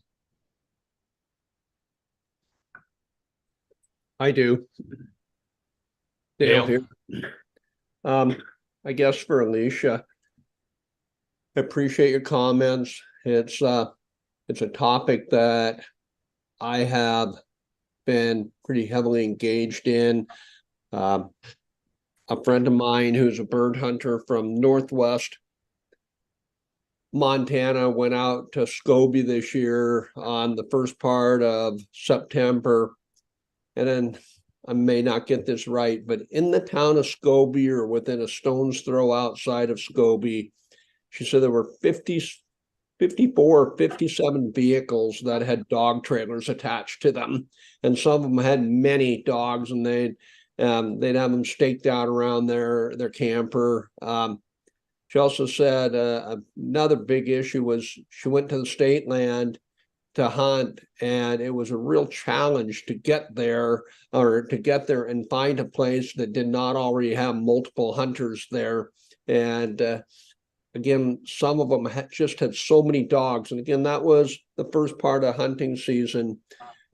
But along that same light, I visited with a very good friend of mine that owns a restaurant in Plentywood, and that individual caters to a lot of upland game bird hunting. And he too is very concerned about the impact of the dog trainers coming in. And the biology is there. There are studies that talk about the impact of breaking up broods and the mortality associated with that. And I appreciate your comments. I'd like to visit with you further on that. And I don't know what role we can play in this, but if there is a role that we could play in terms of making recommendations to EQC or the legislature, I would be very much in favor of that. Thank you. Other questions or comments? Eric? Yeah, I was just gonna say the same thing about this bird hunting deal. The pressure's gotten so intense up here, and a lot of these guys bringing in these big crates full of dogs with them are professional trainers, and they are then taking the owners of the dogs on a fully guided hunt. Basically, they're illegal outfitting and getting paid for it, and it's probably going to be a tough deal to convict for the illegal outfitting, but that's essentially what they're doing.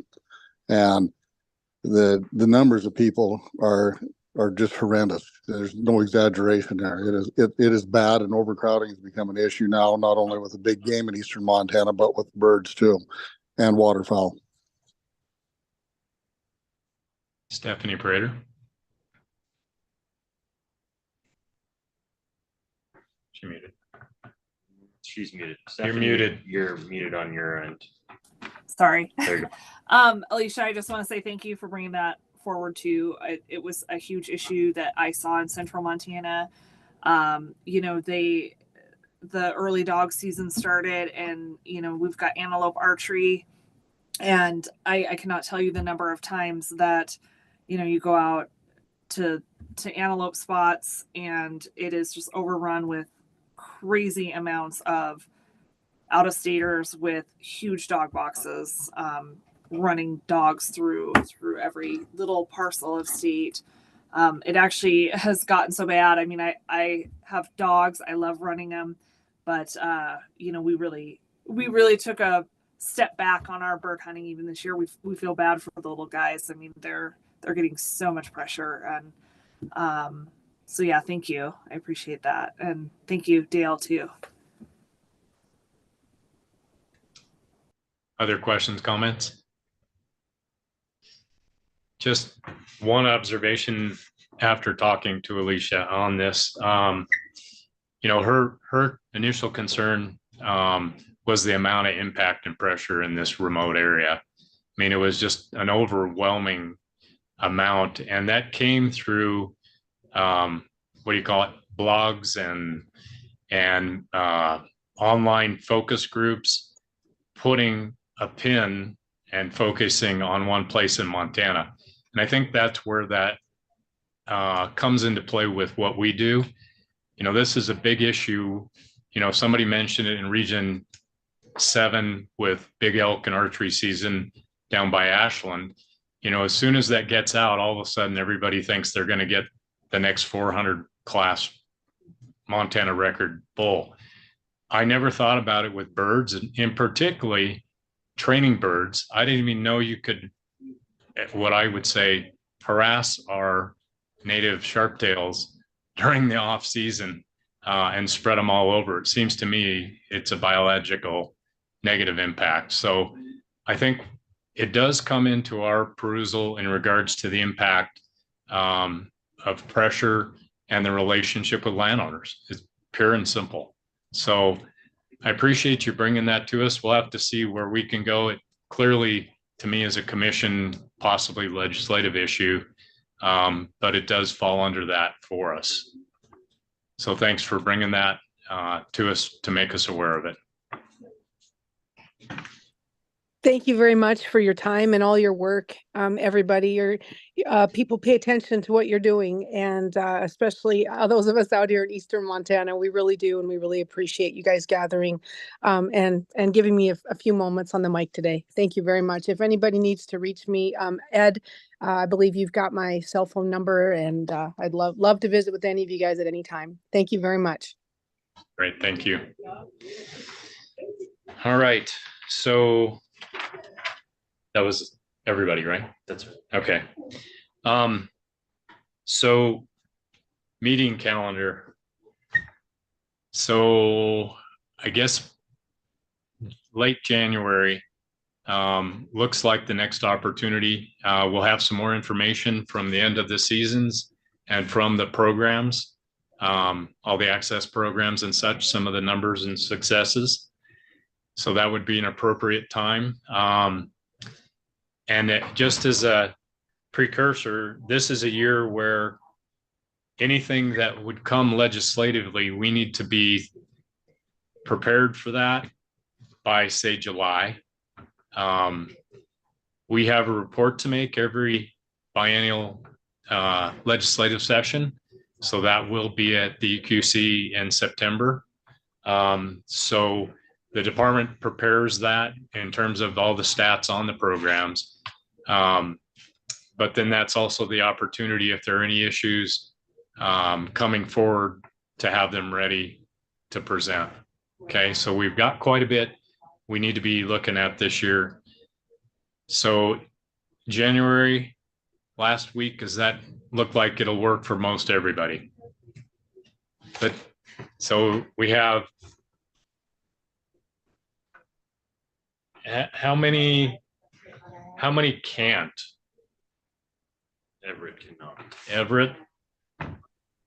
It'll depend on the winter. Yeah, no doubt. If it's like this, it's no problem. Yeah. Well, in that regard, Eric, we hope it doesn't stay like this, right? No, I hope it doesn't either. We're going to need some moisture. This country doesn't function without snow. Yeah, I think it's across the state. So, okay, Ed, so, yep. If you're thinking online again, I could probably make that work. Okay. It'll be a hybrid anyway. I mean, chances are, Everett, if we can pull off an in-person, we would try to do that so it's meaningful to everybody. What I've seen us do that seemed to work pretty good is to have travel time in the morning, a lunch or after lunch till evening meeting, informal dinner together, night together, morning work, and then out by lunch. So that's what I've understood from most of you as a successful full meeting. So we'll look forward and see if we can get that planned. Obviously, if you can't make it, Eric, we understand that. Everett, Zoom is always here, but we would like to get everybody together a bit. I've had that comment from most of you. It's just always a matter of when and whether or not you can get here with your operation and busy life. So I think maybe Stephanie Brown will look at trying to put a calendar out and go beyond that and look at some of the things that are coming up. We've got the survey from last time. The only one that was not on that is Stephanie Prater. And I would imagine those times of the year match up with all of you with your work. So we'll put that into the queue and try to come with some options going forward. Any input in that regard? Ray? Yes. What are you talking about the last week? Are you talking about the week of the 21st or the week of the 28th?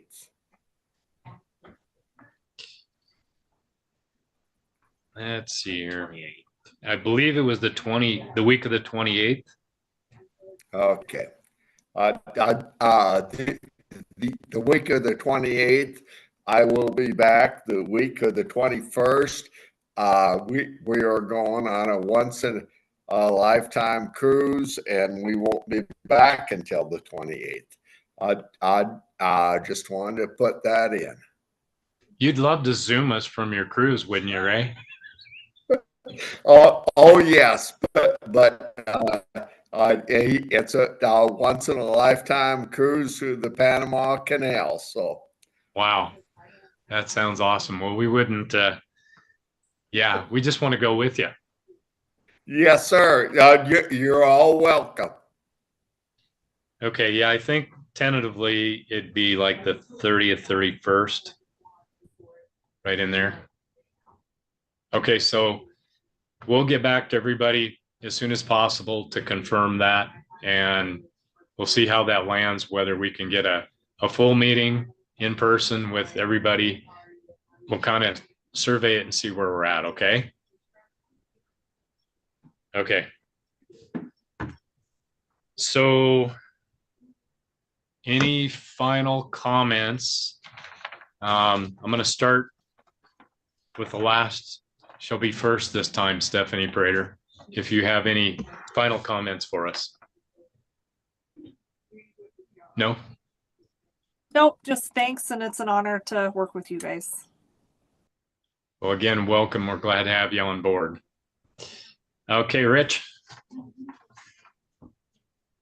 Thanks, you guys. No, I think it's a great start. Like I said, all the things that I got to mention and then that we talked about, I think it's great that they're on the table to kind of discuss. I look forward to the in-person meeting next time and kind of going forward. I mean, I think it's just little tidbits away. So I don't have much else to add other than just glad to still be on the board and glad people are, like I said, all wanting to work together. So. Thank you, Rich. Donna McDonald. I have my mute off quickly now. No, I don't have anything else. Nice to see everyone's faces again and meet Stephanie. So welcome aboard and look forward to meeting in person. So thank you and happy holidays. Thank you, Donna. Mr. Paschke.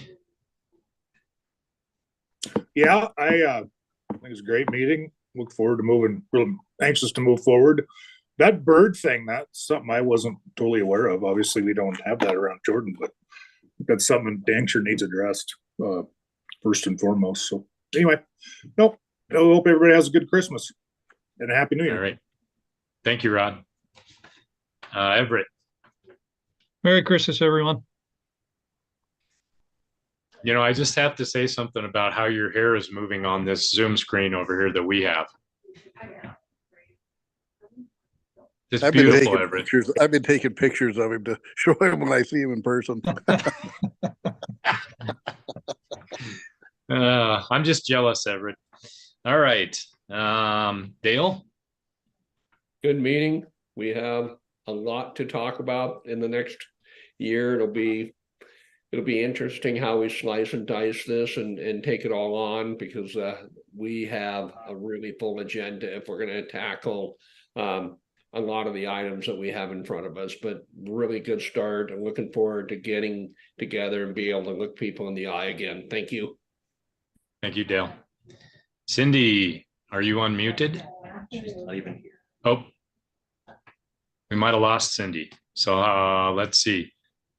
Ray, did you get? Oh, she's back. There we go. Oh, wait. Go ahead, Ray. Did you get your last farewell on your cruise? Yeah, no, I just gotta say I did enjoy it. I learned a lot about the bird stuff that I had no idea of, but I did miss more of your jokes. Oh, well, I can fix that before I end. Yeah, Cindy's back. Okay, Cindy.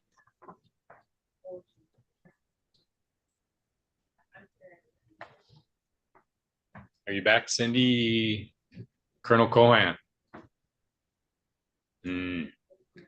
Jump in when you are. Eric. I don't really have anything. I guess Merry Christmas, Happy New Year to everybody. Look forward to meeting you in person, hopefully there at the end of January.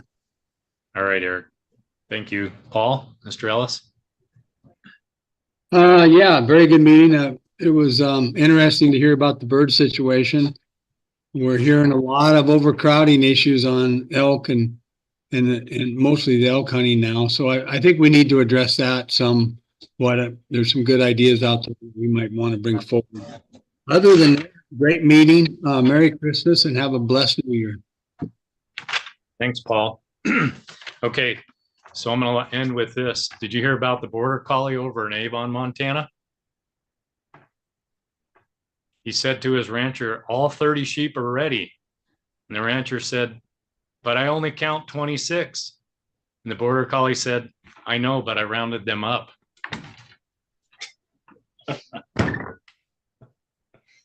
You know, border collies are pretty smart, right? Jeez. I wouldn't encourage him, Ray. Okay, I'll have better ones in the new year. So again, I want to thank the regional staff for being with us and giving us your insights. Really appreciate it. You guys are the fuel that makes this thing work on the ground level, and that's real. Stephanie and Jason and Did you forget Lee? Oh, did I forget Lee? Oh, wait. Gosh, I forgot Lee. Okay, so I'm just going to say thank you all, and you guys have a Merry Christmas, and I hope you get some snow, whatever amount you need, just right here in the next 3 weeks, and then you get travel time in about a month. So Lee, have at it. You can sign us off. Merry Christmas.